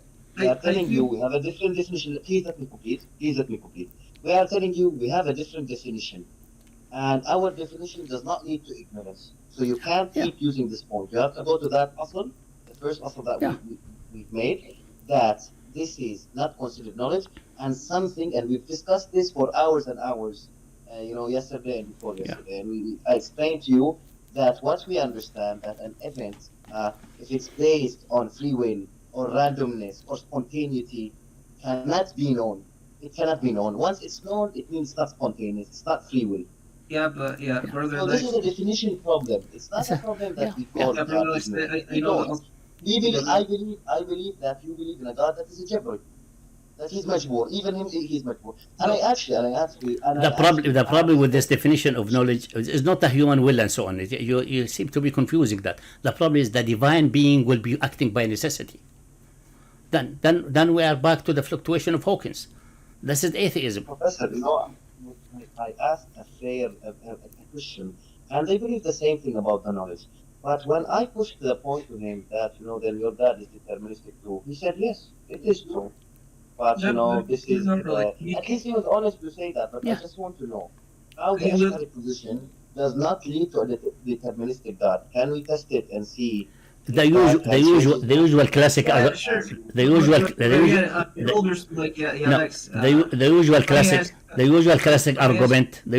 argument is that knowledge does not dictate. Like, for example, if you see someone a blind man going toward the well and he does have his stick, then you know that he will fall unless something like that. That knowledge is not forcing him to go, he's going in his own will. But this is a mistake, because extending that to Allah is not possible, because everything in reality is his doing and his initial decision.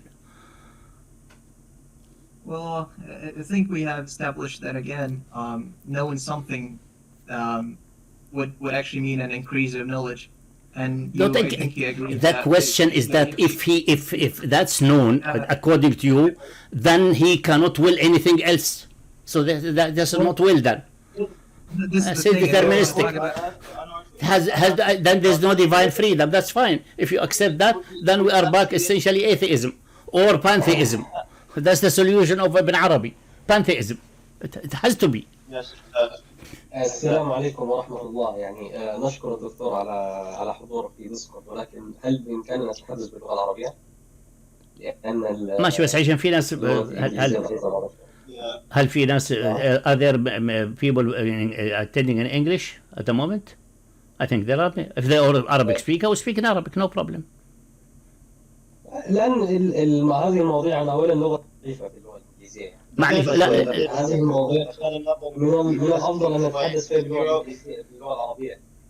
نعم. بس زيرو أعطيني دقيقة عشان ننظم الموضوع لو سمحت. But we have to take care of the people attending in English. No problem. Is the people English speaker who do not know Arabic? That's the question. If there's none at the moment.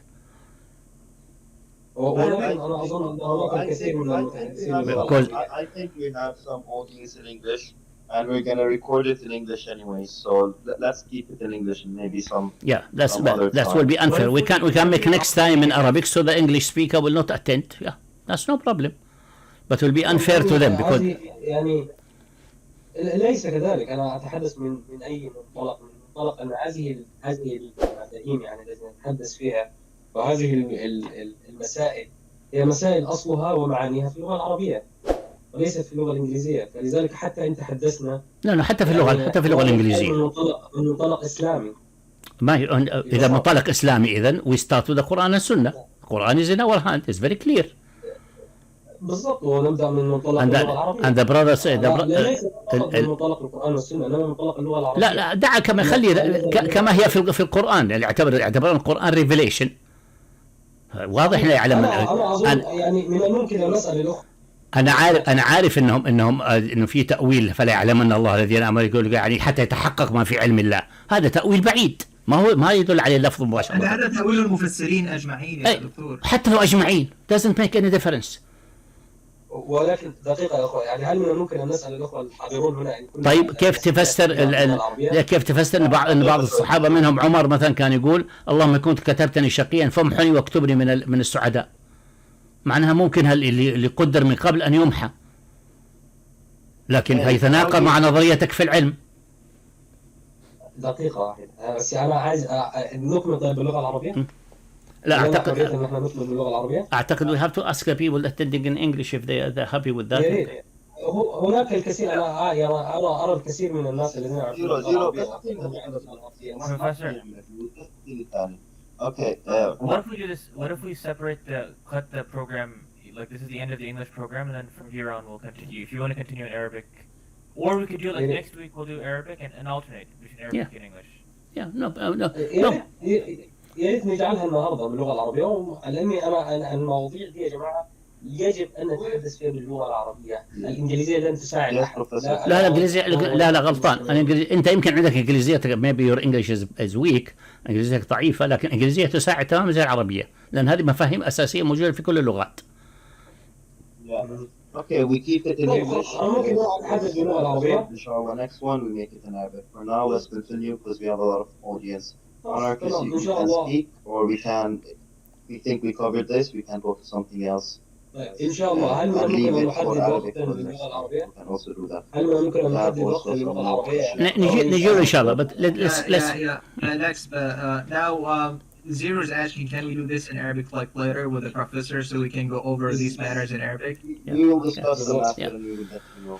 Well, let's go again to the. لن نساعد كثيرا باللغة صراحة. But I think we continue in English because everyone invited to the English, and so it will be unfair to the English speakers. So it will be not proper. But I say, go to the fundamental point. Leave first of all, Quran and so on, if it's interpreted as at face, that all Mufassirin say is irrelevant. So not relevant. Who said all Mufassirin said that? We have people that did tafsir clearly said, like for example, Al-Razi discussing the point and mentioned, like for example, Hisham ibn al-Hakam, they call it Shaitan al-Taq. He said, if these future events are known to be going to happen inevitably, this means Allah cannot change them. So he's acting by necessity. This is an ancient objection.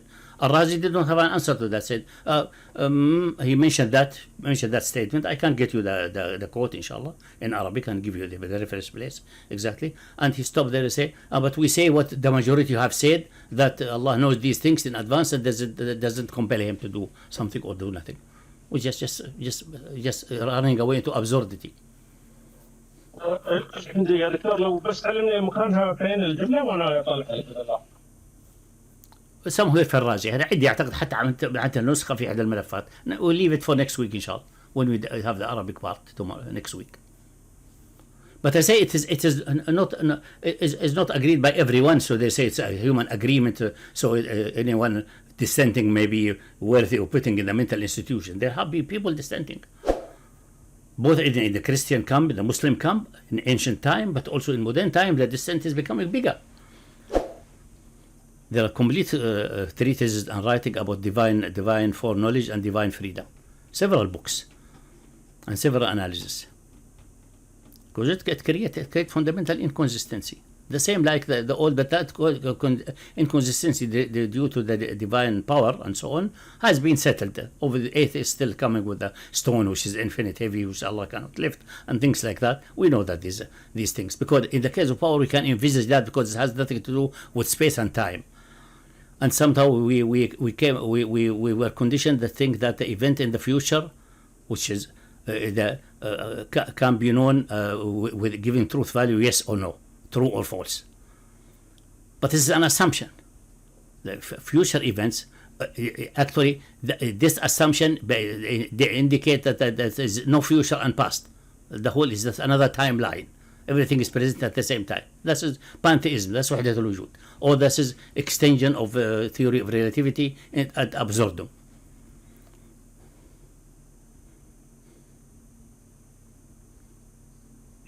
But the scripture themselves, both the Quran and also the previous scripture, but the Quran never clear where in various places had stunningly clear.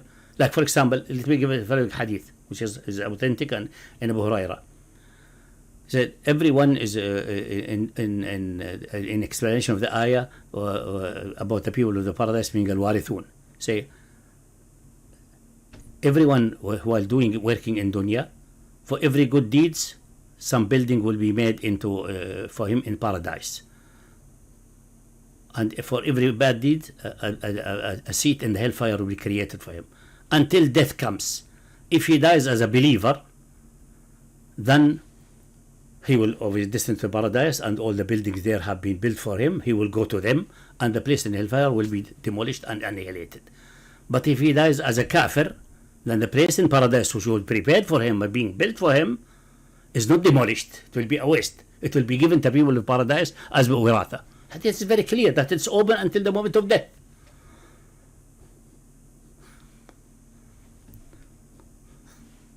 You never hear about that hadith. You hear the hadith about that the famous the faulty hadith that one is created in 40 and then it will be written his ajal and things like that. This hadith is faulty. It's not correct. The other narration will show that it is not correct, but other narration in the same sense about the creation and so on and blowing the spirit. These hadith all agree on one something that's in essentially in 40, 41, 42, that's 6 weeks, the spirit is blown, and after that then a personality has been created and so on. And nothing is written like that in that case. But even that contradicts the claim that has been written at the beginning of the world. So what write it down with it? But you know the hadith is committed for, if you look at it, say that the angel asks male or female. We know male or female is decided before that. We know that by necessity of physics and biology and perception. So some faulty hadith have clouded people's mind and they're using it. And tons of fabricated and false hadith. If you go to the clean hadith, they fit in this scheme correctly. So this meaning, the Quran says, فَلَا يَعْلَمَنَ اللَّهُ الَّذِينَ آمَنُوا وَيَعْلَمَنَ الْمُنَافِقِينَ. Allah will distinguish who is munafiq and who is ab. The possibility is there. They are human beings.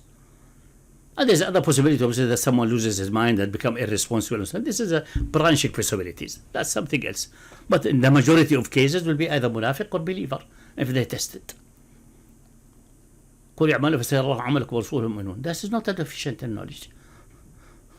That's actualization. What has not been not yet created, it's just known in principle as a contingency. That's it. That's enough. That's all what knowledge can be related to an open future, to a divine being which is absolutely sovereign and free acting. Otherwise, we have something acting by necessity.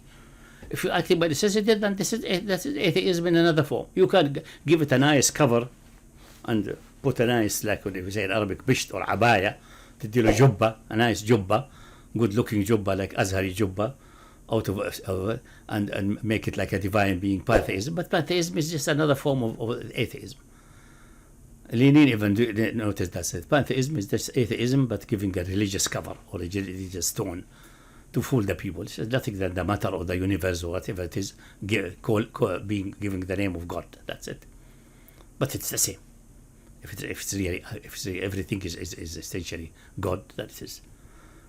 And that's the channel from which Ibn Arabi was forced to go. That he was forced to make statement like that things or future events are ثابتة في العدم, because they are not yet here, but they are ثابتة في العدم. How come something be well established in nothingness? You can make formulation as much as you like, they don't make any sense. Language can fool you. The word complete or perfect can't fool you. What's the meaning of complete or perfect?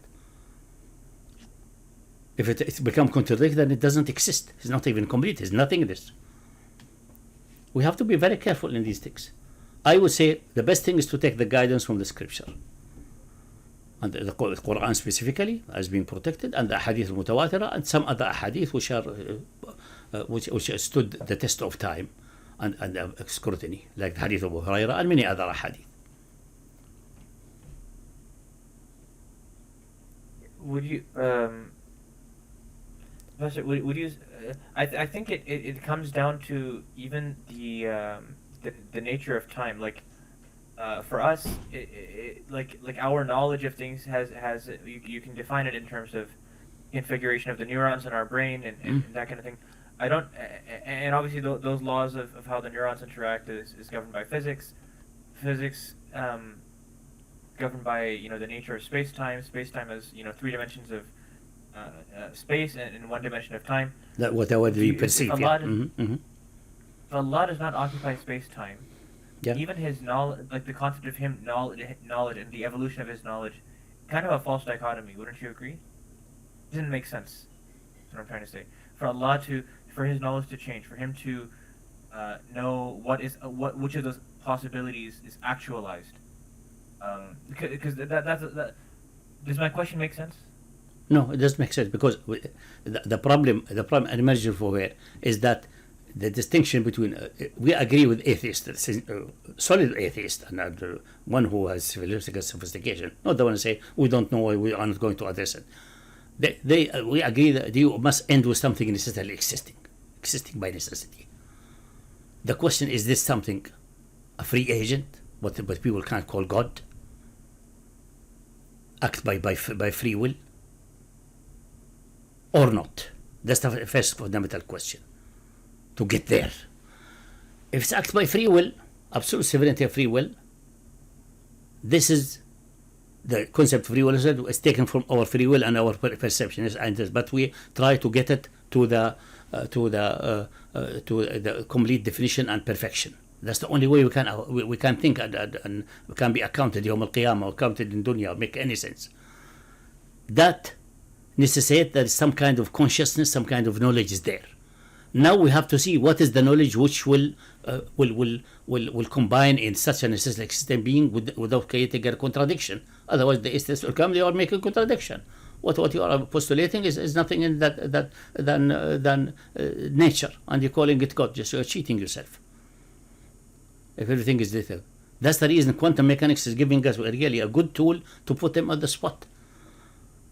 Whether they try to use quantum mechanics and fluctuation, which in an existing universe, and trying to put it in a pre-existing reality, which is itself is highly questionable. Actually, if we just go to for example, the Hawkins solution, it's not a solution, because why should the starting point be this 4-dimensional space in infinity, etc. This construct itself is a contingency, it's not a necessity. It could be 5, 7 dimensional, could be 11 dimensional, 10 dimension. Some of them can factify it. Why specifically this one? What is the necessity of reason which dictates the necessarily existing we must be like this, and then a fluctuation flipped it over?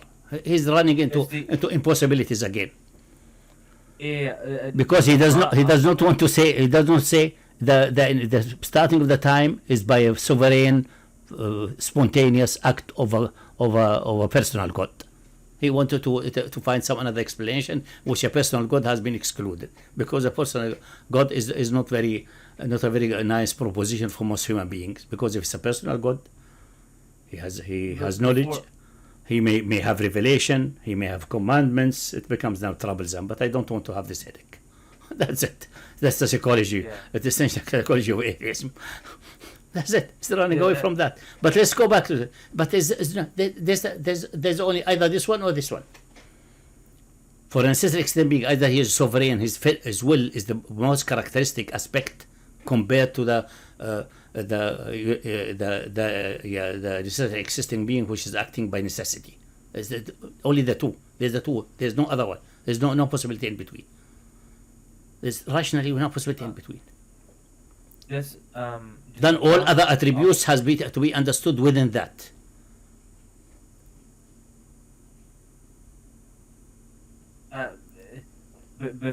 Does Allah occupy space-time? No. We said already. Hadith settled the issue of time.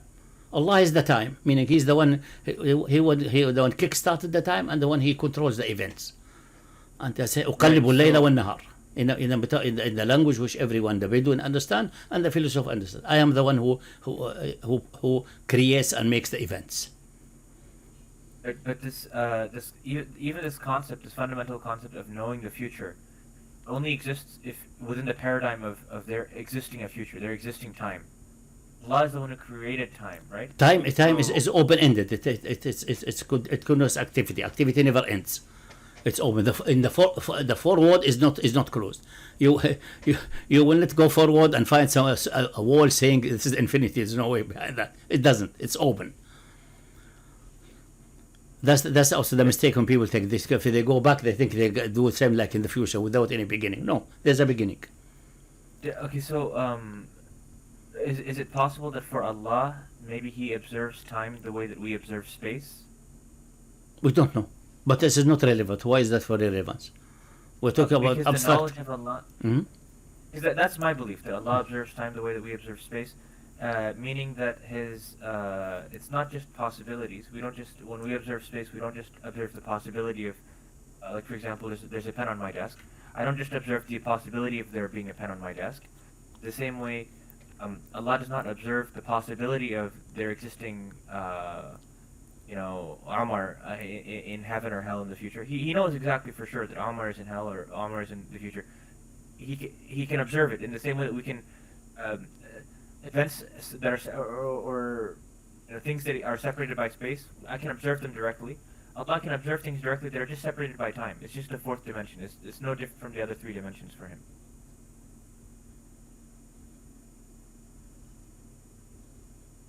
But there's a fundamental difference between space and time, even the physics, even the mathematical description.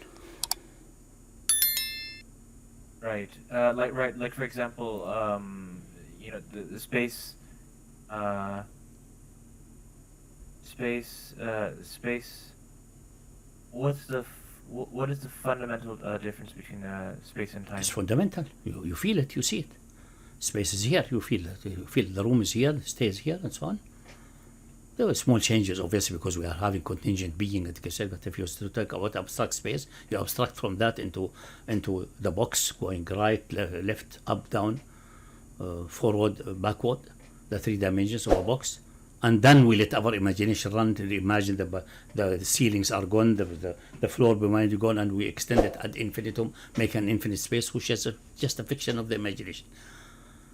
It exists in the imagination, and you can't describe it mathematical. It doesn't let anything outside. The moment you go to the limit, it doesn't make anything outside. That's just extend. I think this is the problem of which also Kant struggled with. The thing we discussed, the antimony and the cosmological evidence, and the problem with the cosmological evidence, because he did not distinguish between perception of time, which is only finite time sections and so on, which we perceive, which reflect the external reality of time, external reality of space, and the extended model, which can be controlled and studied mathematically in various forms. For time, I said the only model which is viable, which makes sense and fits with the revelation and fits with the reality of the universe, is that time has started at a point we call it eternity, just quote unquote, just to give it a name. Yeah, but even the passage of time, it kind of depends on where you are in the universe, right? Like that's in the universe, but does not negate that is an absolute time which the one works in quantum mechanics, and it works at that's the one who Allah said I attain day and night. He gave an example. Obviously, the Prophet gave an example for divine activity, which everyone's the simplest one will perceive. And at-Dahr, I am time, I am turning day and night. For the one who exists outside of the universe, and we agree that the passage of time depends on where you are in the universe and how fast you're going.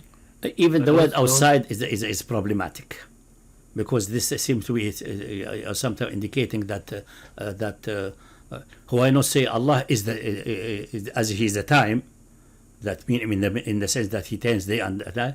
He is the space. I mean that He gives the things it's freedom, the degrees of freedom, and shows what the degrees of freedom befitting for certain things. For a universe, He shows the 3 degrees of freedom which we see or perceive, and maybe 6 others to make it well balanced with certain complicated structure and equation which are compactified according maybe to some grand unified theories.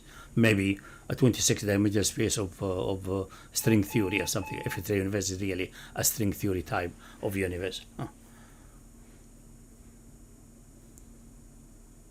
So he is the space. That's what Newton said. Absolute space is God. God is the absolute space. The absolute reference frame. He's the give the contingency, and that's the only way. We perceive it as forward, backward, right, left, and up and down. And then we abstract from that and make some structure mathematically in our mind, and then we abstract it from the one-dimensional space, two-dimensional, three-dimensional we can see and perceive around us generally. We abstract it to the 4-dimensional, 5, 7, and n-dimensional spaces. Everything that exists besides the universe is Allah, basically? We don't know. It seems to be. Okay. It seems to be. This is. Is Allah constrained by some number of dimensions?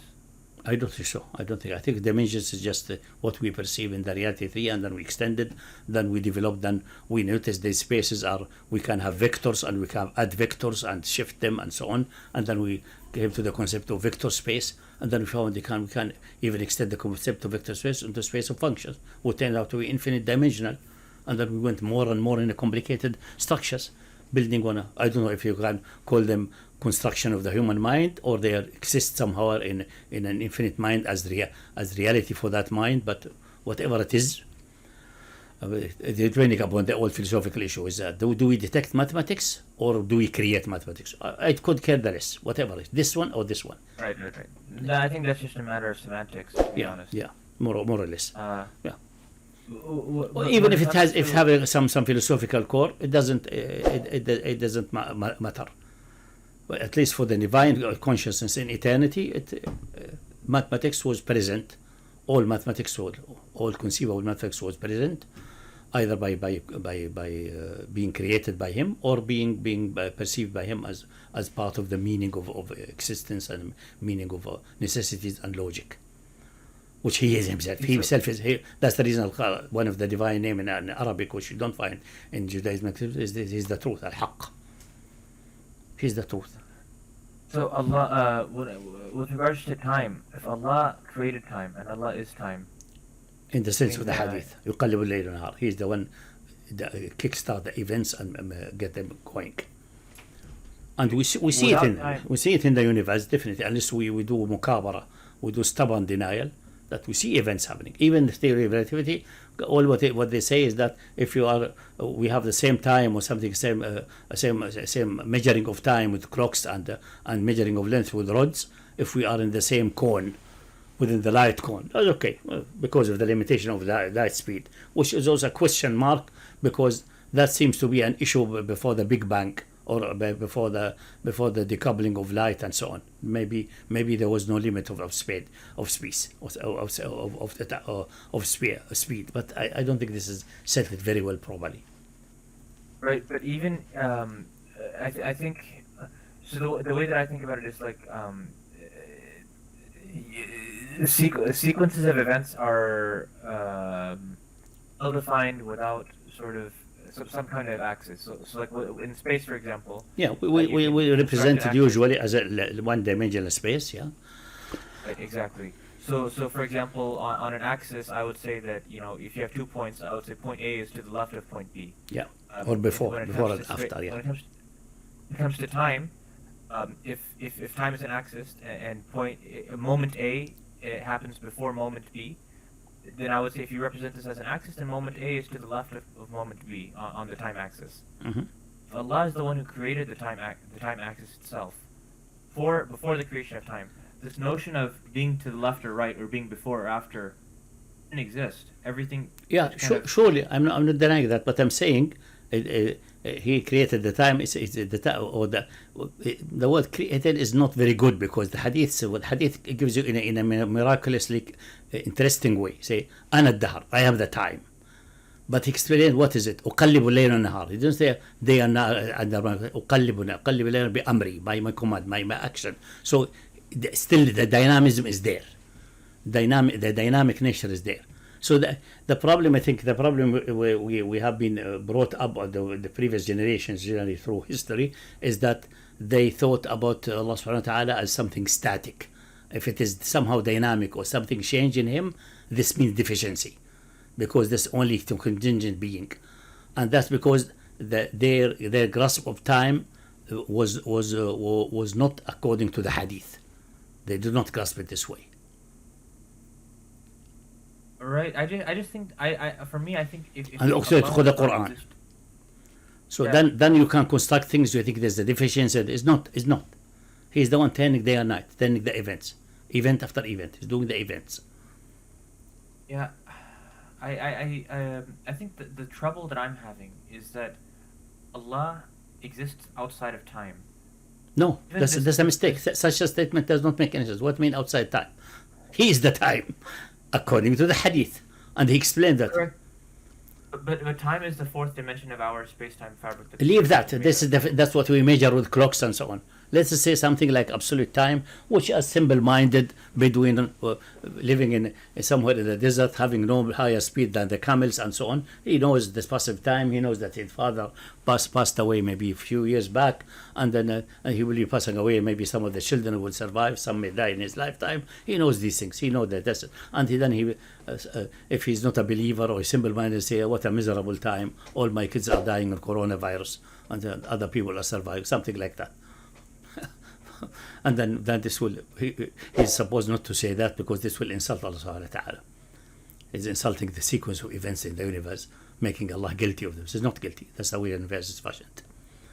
At least you should not say, "What a miserable time." Say, Allah had decided to happen like that, or permitted to happen like that, or created things to develop in that direction, and that's it.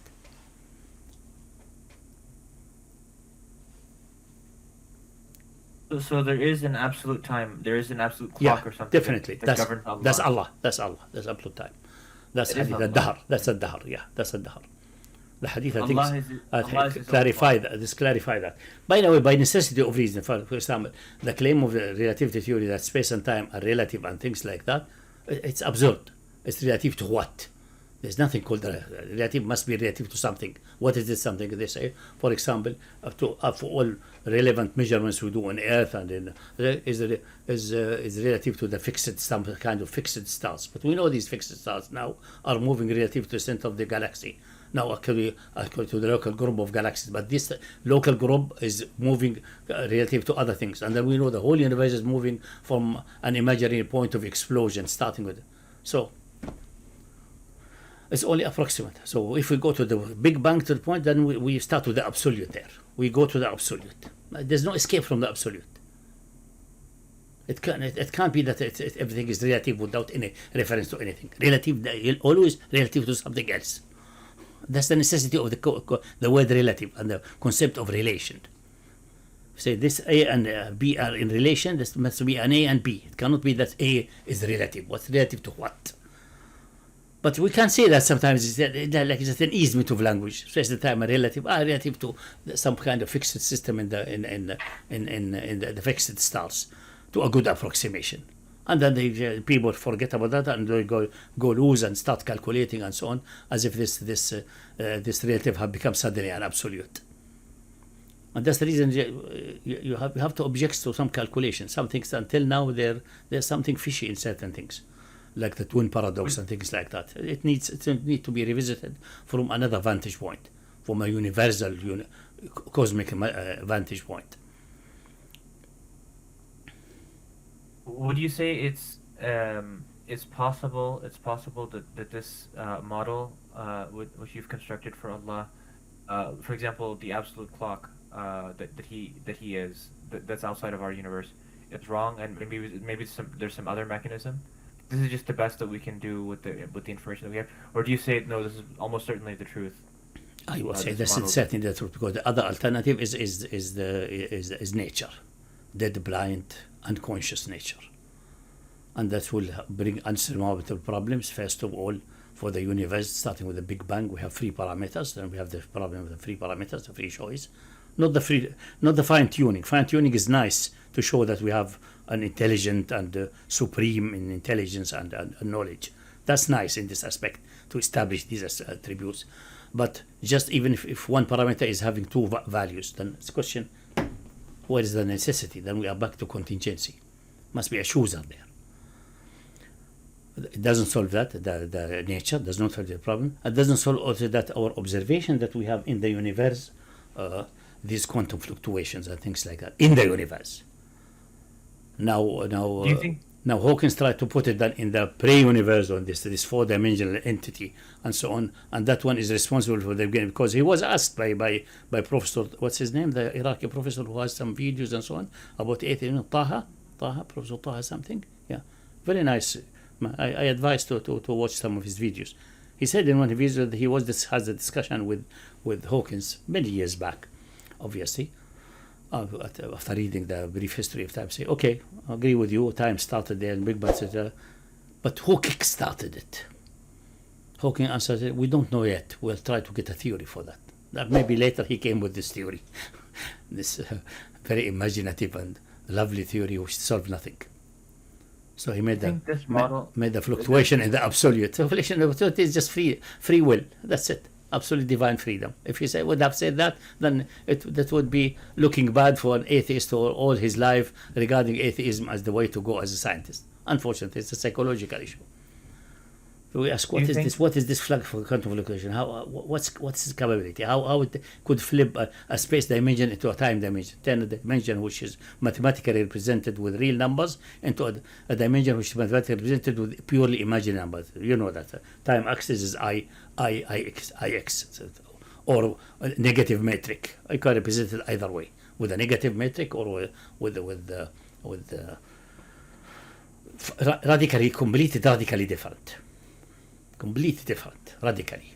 Do you think, in a broad sense, the model which you're describing for Allah and for time and the creation of the universe, the absolute time that Allah is outside of the universe, do you think that these things were known to the Prophet sallallahu alaihi wasallam?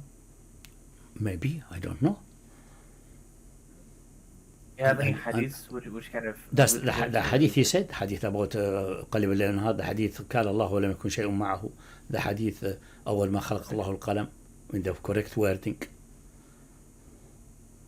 We assume obviously the Quran is not from him, otherwise the Quran is clear testimony for that, and give clear hints in some places straightforward, and they needed to do ta'wil like all the ayat وَلَعْلَمَنَّ إلى.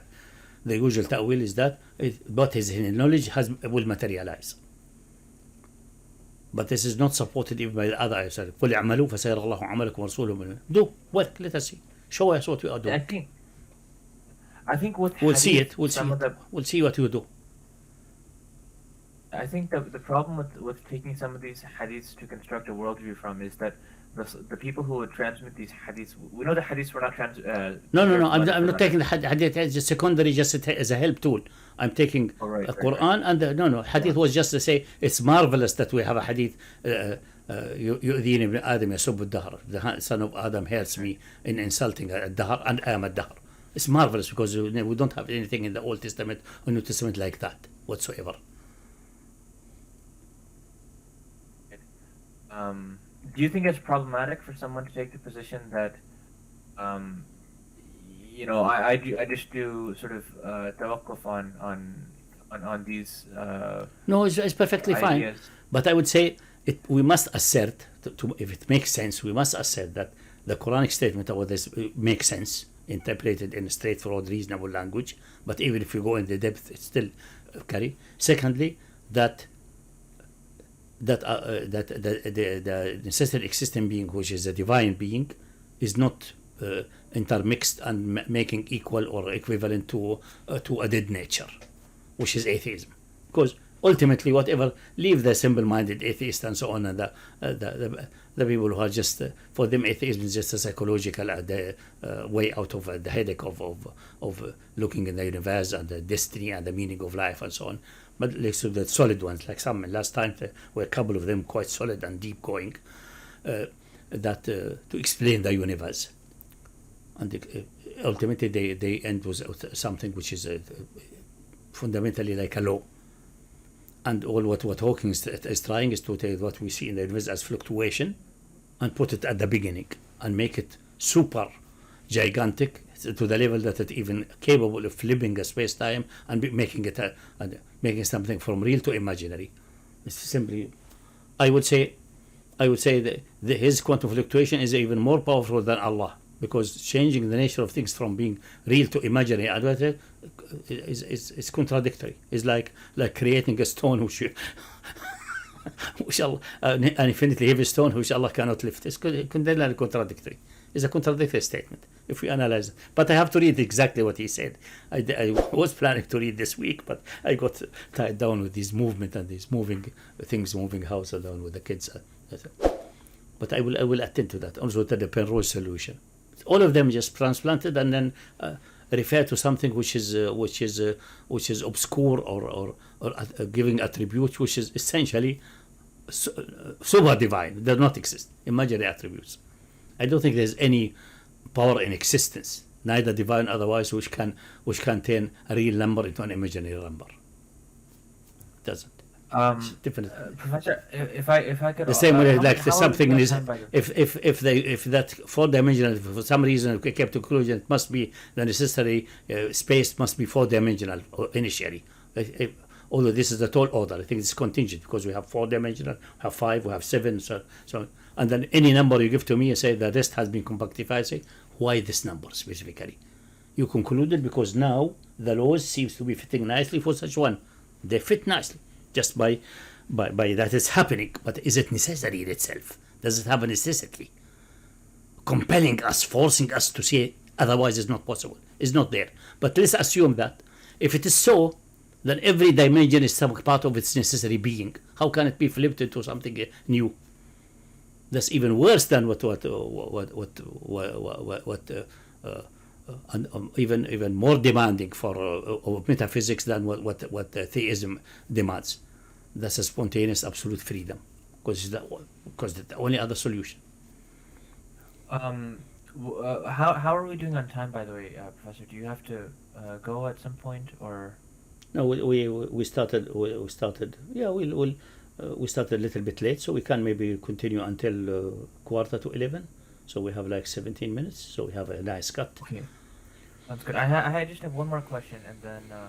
But as I said, that's dictated by first by the necessity of reason, because people have become now courageous, especially in the West. Unfortunately, in the Muslim world, like Al-Azhar and so on, and scholars are still grinding around Ashari and Mu'tazili thought, which is good. It's a step forward, but they did not really advance further regarding that. Is that they have reached absolute truth, which is not correct. They are not questioning these things. Shia, they have a little bit more because they followed an avenue in matter of these metaphysical issues more similar to the philosophical one, and they focusing more on issue of contingency, necessity, and so on, which I think is the way to go. They avoided the issue of time because of these problems, but I don't think they advanced much in that direction.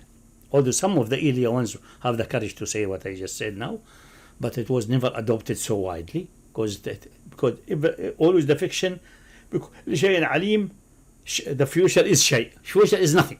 It's not shay. The future is not. Events of the future are nothing.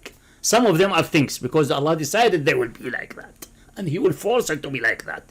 And no power in existence can prevent Him from doing that, because He has the absolute dominance beside the freedom, absolute power to do it. But only if he have decided for whatever reason. Either he gave a promise to someone to gift him something and forgive him or something like that. This will be happen. Even with arranging the situation to be doing that correctly, or he gave a report to a messenger to prove his messengerhood that something will happen in the future. Then he will. Some people say this prophecy because Allah knew it happened. No, Allah wanted it to happen like that, and He will twist space and time and twist their neck in that direction. That's the way it is. He makes the future, and if He makes some of the future, and let other future develop according to the dynamic of this moment at the moment in past, He's capable of that, and He said that clearly in this ayah, for example, about those who have postponed to Allah's decision. He's capable. This is amazing, but that's the reality. That's the reality of an absolute sovereign free agent who is necessarily existing. Free agents who are not necessarily existing are necessarily limited, and they have to observe certain conditions and so on. Although they may have a good margin of freedom in which they are responsible and they be accounted Yawm al-Qiyamah and punished. And maybe not enough. Animal may have a limited free will, which does not make them sufficiently accountable for Yawm al-Qiyamah. We don't know. So, are you saying that there's a part of Allah's free will that He doesn't fully understand Himself? We don't know, because Ibn Hazm was discussing the issue of Allah's knowledge. Say Allah knows about Himself definitely in eternity, to eternity knows about Him, but he said, saying that he has comprehensive knowledge. أحاط بنفسه علما لأن أحاط بكل شيء علما, but not with himself, because if you say he comprehensively knows himself, meaning some kind of limitation, he's completely comprehensible. And if you say he doesn't do, then meaning he does not know himself sufficiently well. So it will create so such a statement that is he comprehensive in knowing himself, or he's not? Neither can be said. That's one of the statements which create internal contradiction. That's where the language will run away and get you in contradictory things which you may not notice. Like the famous problem of the simple-minded set theory of Cantor. That he defined set so general that it can do almost everything. That a set is a collection of items of the real world or of our imagination. Then the question arises. This set itself, there must be a set of all sets, but a set of all sets cannot exist, cannot be a set. It does not fit the definition, because either it doesn't contain, if it contains itself, then it is not a set of all set as an element, or if it doesn't contain itself, then it is not a set of all set, because itself is that's because of the extension of the language into things which create contradiction. I think there's a similar proof for. Why? So we have to be worried about these maximal things which turn out to be self-defeating and self-annihilating. I think a similar proof exists for the existence of an infinite number of prime numbers. I think it's Euclid's proof for. That's okay. I think that's if we say infinite numbers and say that whatever you give me a prime number, I can construct one which is larger than that. Right. And this is very simple construction. Exactly. Right.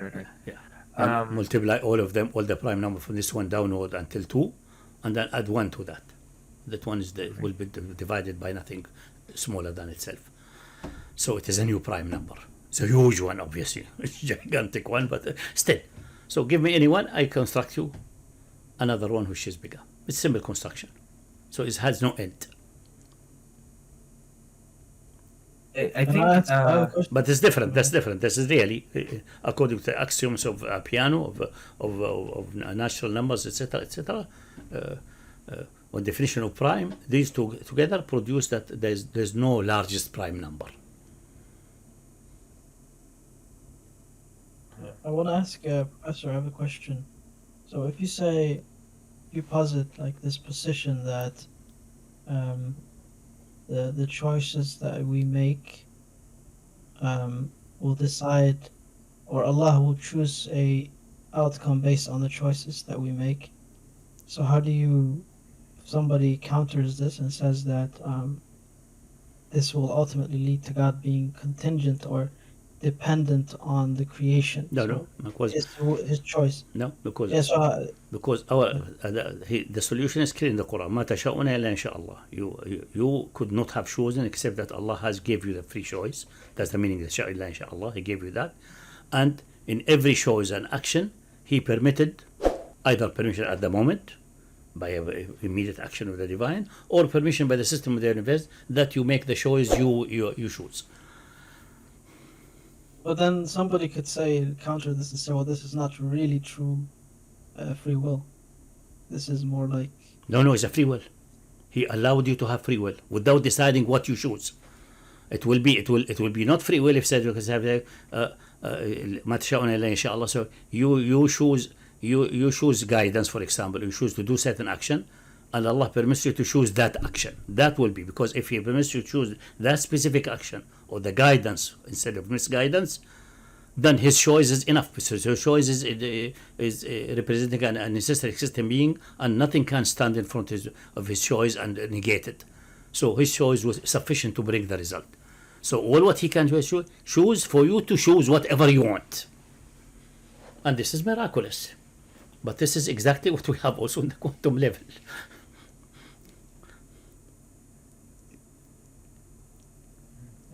It's a little bit hard to understand. Yeah, but it's, if you analyze it, go carefully, it is possible. This is within the divine capabilities, the divine power, resulting from His.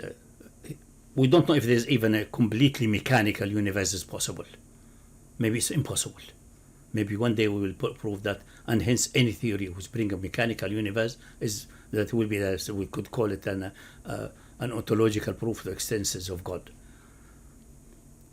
That all end with some kind of mechanism, which is not does not reflect a consciousness or a knowledge. It's called mind. It's not a mindless reality. It may be impossible to have that. The reality of God is obviously the fundamental one, and all His creation have to have some kind of even a limited mindfulness.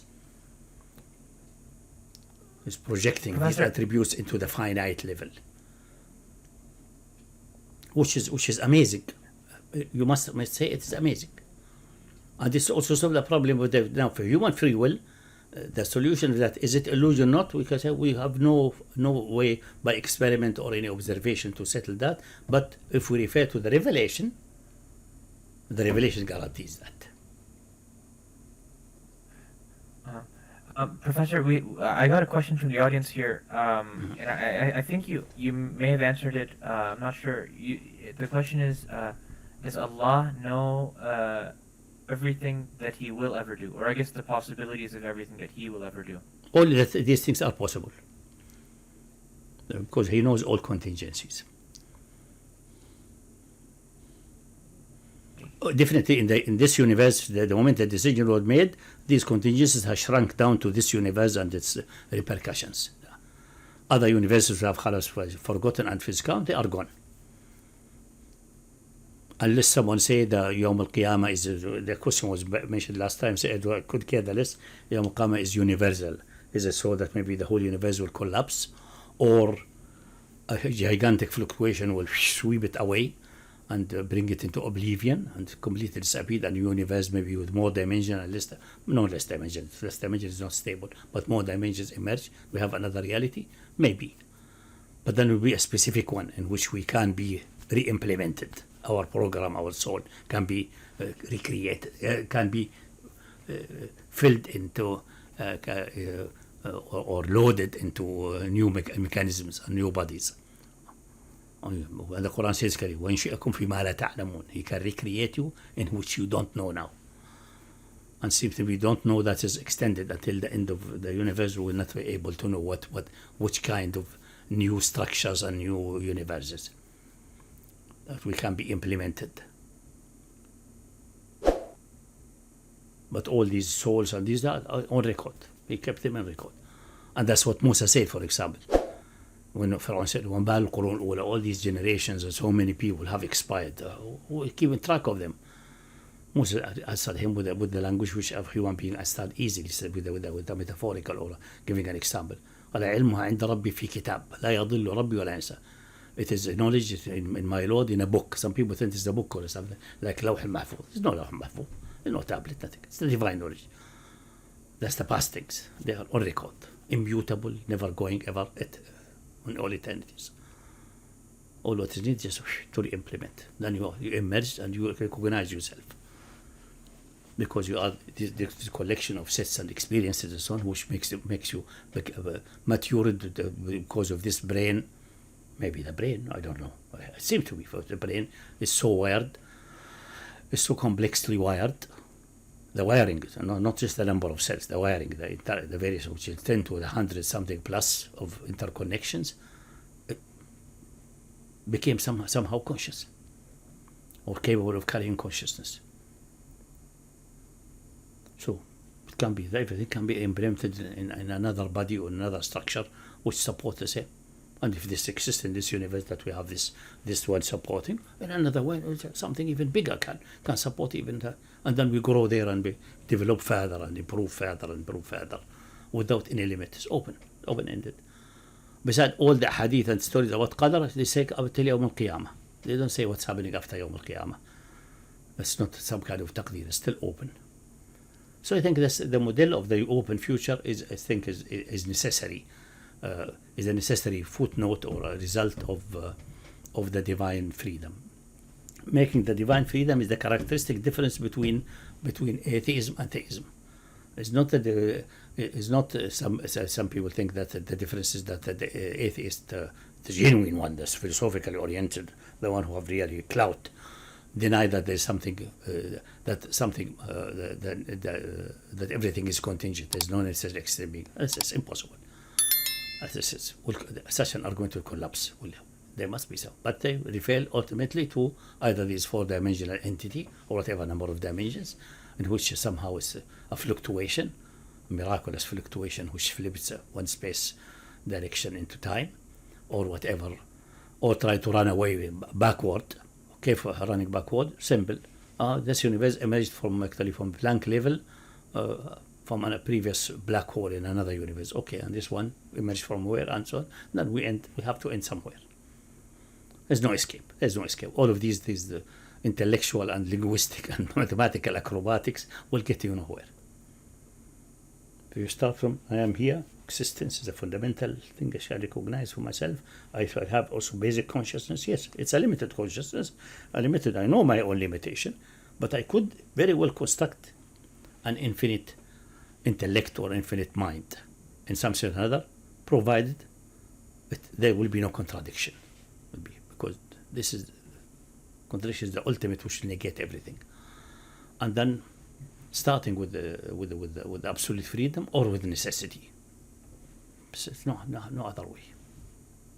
And this is very very elementary concept. While when Hawkins talk about, I'm not obviously responding to atheists now in detail, but when talking about the quantum fluctuation, he's referring to very complex, advanced concept, which has the precursors and is still not fully understood. While we refer to free will and spontaneous decision, we feel for ourselves, and we can have this as a fundamental concept. We have fundamental perception of our existence. We have fundamental perception of what's the meaning of mind. We have fundamental perception of what's free will means, what spontaneity means, and we have critical concept what action, because basically in every language we have entities, we have action. Even programming language, we have entities, we have objects, and we have attributes, and we have what they call it. Some of them events and things like that. This is fundamental. These are very fundamental, core, simple, basic concepts. Based on that, we get there. Either a necessary, existing entity acting. It has to act. Otherwise, nothing will come in existence. It has to act. Acting by necessity. It seems to be this concept itself is internally contradictory, but developing a complete proof on that. We had a von Anselm proof, but it did not stand scrutiny. It's too simple-minded. But I think in that direction, if we develop further, we will prove that the necessary existing being is by necessity having absolute certainty. Someone could say what Hawkins actually proved is that we need this fluctuation, this spontaneity somewhere. There's no escape from it. It's impossible to escape.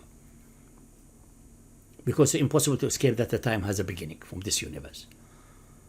And even Penrose escape through the black holes of another universe will get nowhere.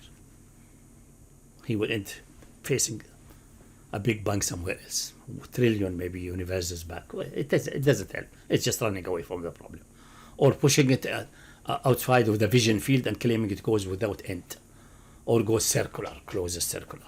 All of this will not solve any problem.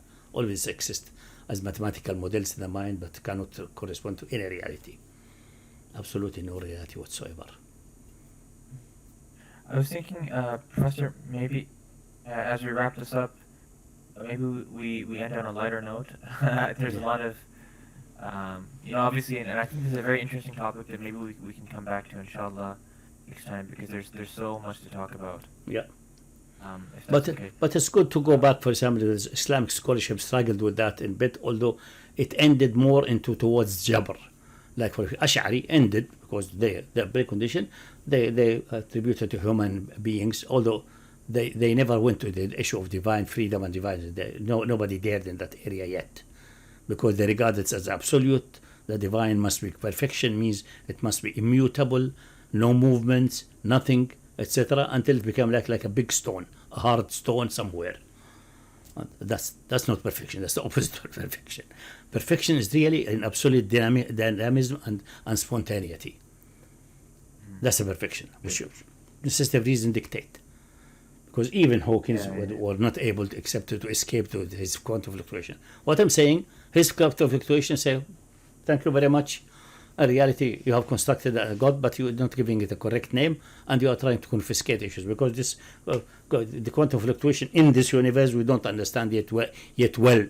We don't have to come to grip to it and interpret it properly, and you leave the simple fundamental concept which everyone perceives and feel, and go to a concept which is so complex, it needs so much, and it's not even exhaustively known and brought under at least rational discourse properly yet. So he's escaping from God into something, the super God, which is at the same time super active and at the same time blind. Just as a joke. So it's inescapable. If someone is serious, I know that I'm sure that Hawkins is serious and Penrose is serious. I'm not talking about non-serious people, but ultimately it's just trying to run away, they're trying to escape. All of them attempt to escape, because it has become fashionable in the last 200 centuries. If you mention God in any scientific context, that's regarded as backward, as not acceptable. Should not be. You know the famous when Napoleon asked Laplace, but in your book I didn't see God mentioned anywhere. Said, seer, I didn't need him for my equation. Yeah, we don't need God for the equations. No, we don't need it. We need him to explain how the equation come in place in the first place. And he's writing about the theory of the moon and the calculation. Yeah, we don't need to put God there, definitely. But the arrogance of knowledge and science, obviously, at the beginning, when everything became euphoric, took the people by the better out of the people, took them out of the realm of modesty and into. Oh, so now we have a backlash. Now people are becoming even going into nonsense and denial of science and so on, to another extreme, because things went to another extreme. But this is another issue. It's more of the psychology of science and abuse of science by political forces and so on, and by commercial forces, which made people distrust. People are having a distrust now, which is good. Maybe it's healthy. It's good to have this. Now we have to scrutinize that. The whole business have to be reviewed again, and we have to scrutinize it. But I think one of the marvelous things of the Quran is that settled this question. But in time past, unfortunately, especially the Mutakallimin did not go back to that. And Al-Hadith were confronting that by Hadith. Most of them are either admit multiple interpretation, or most of them are faulty. And many of them were not, I wouldn't say a literalist, but they were shallow-minded. And obviously, if you are so shallow-minded like some people who had Hadith, then any Mutakallim will look at disrespect onto them. And they look at these guys as Zindiq and Kafir, and following the philosophers and ignoring Quran and Sunnah. In reality, Al-Hadith are the one who are ignoring Sunnah more than the Mutakallimin. In reality, they have just forsaken Quran. And they went off tangent. Like for example, the ayah, just to conclude with the ayah in Surah Al-Ra'd, يمحو الله ما يشاء ويثبت وعنده أم الكتاب. يمحو الله ما يشاء ويثبت عنده أم الكتاب. That's in the context where they were asking for a miracle, and they said, no, you will not get a miracle according to Christian. But nevertheless, maybe Allah will bring some miracles in due course. يمحو الله ما يشاء يثبت عندهم الكتاب. So he can change these things. I think Bozaid had a kind of off-topic question. If you still have time, Professor. Yeah. Is that okay? Yeah, just one question, and then because everyone, I think, deserve to have a bit of rest after that. Bozaid. Bozaid. أبو زيد تفضل. Go ahead. Bozaid? He might be away. We can't hear you, by the way, Bozaid. Yeah, I guess he's gone. Maybe he's gone. Just his avatar is still there. خير إن شاء الله. Next week إن شاء الله. No problem. Sorry. Well, then if you have place for one more question, I'll just give you a quick yes or no question, if that's okay. It's about رفع اليدين in prayer. Do you kind of a light question? Mm-hmm. Is this something that you believe is wajib or sunnah, part of the prayer? Most of these positions are all of them sunnah, and none of them is very mu'akkad. The best narration is that رفع اليدين both in entering salah and ruku', and even between sujood. I think many Shia mujtahideen do it even between from sajda to sajda and so on, in all transition of salah. It seems sajda to sajda is a bit extreme, but from going to ruku', up from ruku', etc., I think it's not wajib. The same with putting the hands on the chest or above the chest or below the belly or to the sides. Although it seems to be there is enough narration to establish that the last position the Prophet used to take is to have the hands to his sides. And this is the position which the Maliki and the Ja'fari have taken generally. That's putting the hands to the side of the body, not on the chest and so on. But all positions are okay. There's no problem. This is nothing of the arkan. Just for a joke concerning the رفع اليدين, and one Hanafi, they say only رفع اليدين only في تكبيرة الإحرام, nothing else. And he saw one Shafi'i who was leading Salah and also doing رفع اليدين and for ruku' and for up from ruku'. And then he joked with the Shafi'i, said كاد الشيخ أن يطير, the Shaykh almost flew away like wings. Say if you don't fly in the first one, I don't fly in the other ones. So even one is enough to make you fly. It makes no difference because they're well separated. So if I don't fly in the first one, I don't fly in the other ones. But this is just a lighter note. Yallah. تصبحوا على خير. I hope I didn't cause you plenty of headache, but these issues are a little bit deep. Inshallah, we're brainstorming together. We'll improve our understanding. And I learn we learn from each other, definitely. Inshallah. Jazakallah khair, Sheikh. It was so nice to have you. And inshallah, next week, same time? Same time. And hopefully I will get, because I think this moving business is finished today. Hopefully they will not come with other things to be moved. And I want to get, if anyone familiar with any good publication, like summarizing or even Hawkins' work about this four-dimensional space with fluctuation and so on, his late work, any reference or something like that, or a website or something in which a summary, so you can take it as a starting point. And also Penrose's last theory, because in the recent 10-15 years I was busy with these political activities and other activities. I did not attend really much of physics and things like that. I did attend some marginal issues related to some historic facts and so on, but I did not attend to that because I thought really to attend that, to do something productive there, you have to do it full time. Unfortunately, I got stuck in this campaign, so no way to do more physics than or any relevant physics. Although there are sometimes popular scientific books, they are good, but these deep issues I think is best to have some reference to. If anyone knows about original articles or books or maybe something with that discussed, maybe the Stanford, for example, Excluded Philosophy, do they have a chapter about that? Maybe they added that recently. Then just give me the reference and I will try, inshallah, to take a look to it and see if we can give it a better appreciation and maybe better, I'm not saying rebuttal, but better appreciation. I think if you appreciate it, it turns out to be really undermining what he's trying to give a foundation for.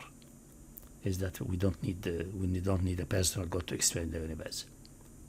That's my first level or first approximate answer. But we have to read it carefully to see, because the man spent many years of his life to reach these things, that should be appreciated by more thorough and analytical study.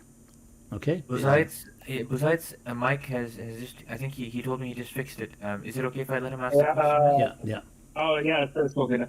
First of all, it's a great honor actually to speak with you, Dr. Muhammad. I never thought I actually would. Yeah, there is like some. I have some questions, to be honest, but since you seem busy, I'll change it to another somewhat light one. And like when I was studying anthropology, like, and I went into it to try, maybe be able to refute evolution.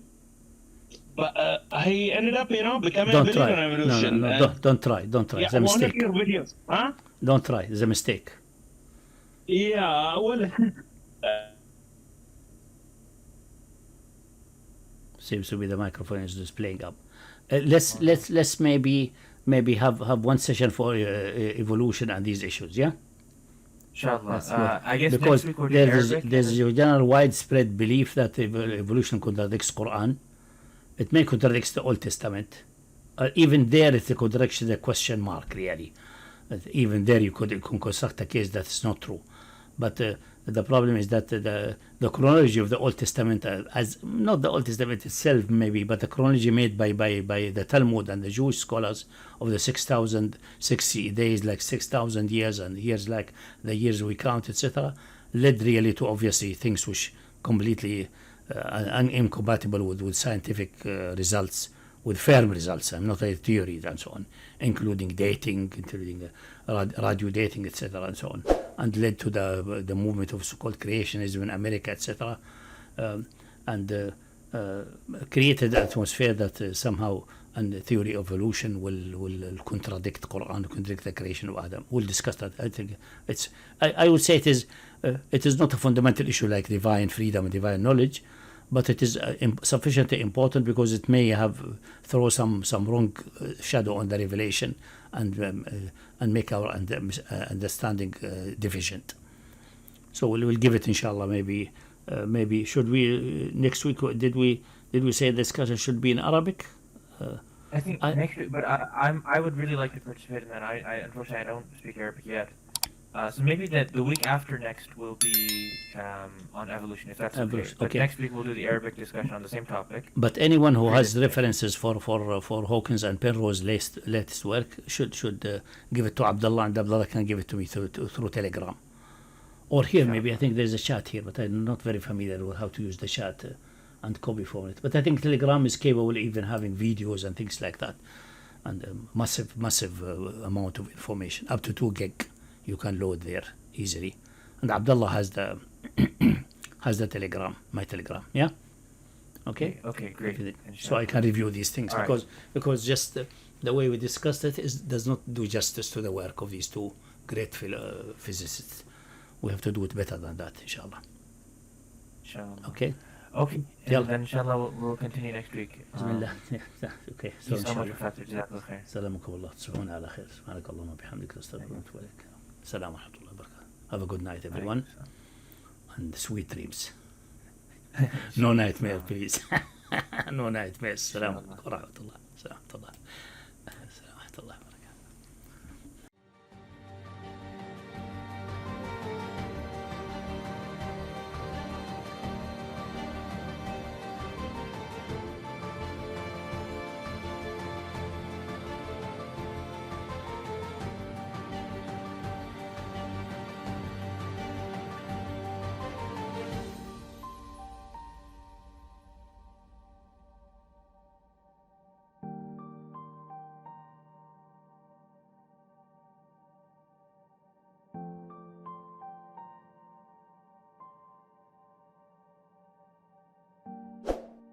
لا تنسى الإعجاب والاشتراك في القناة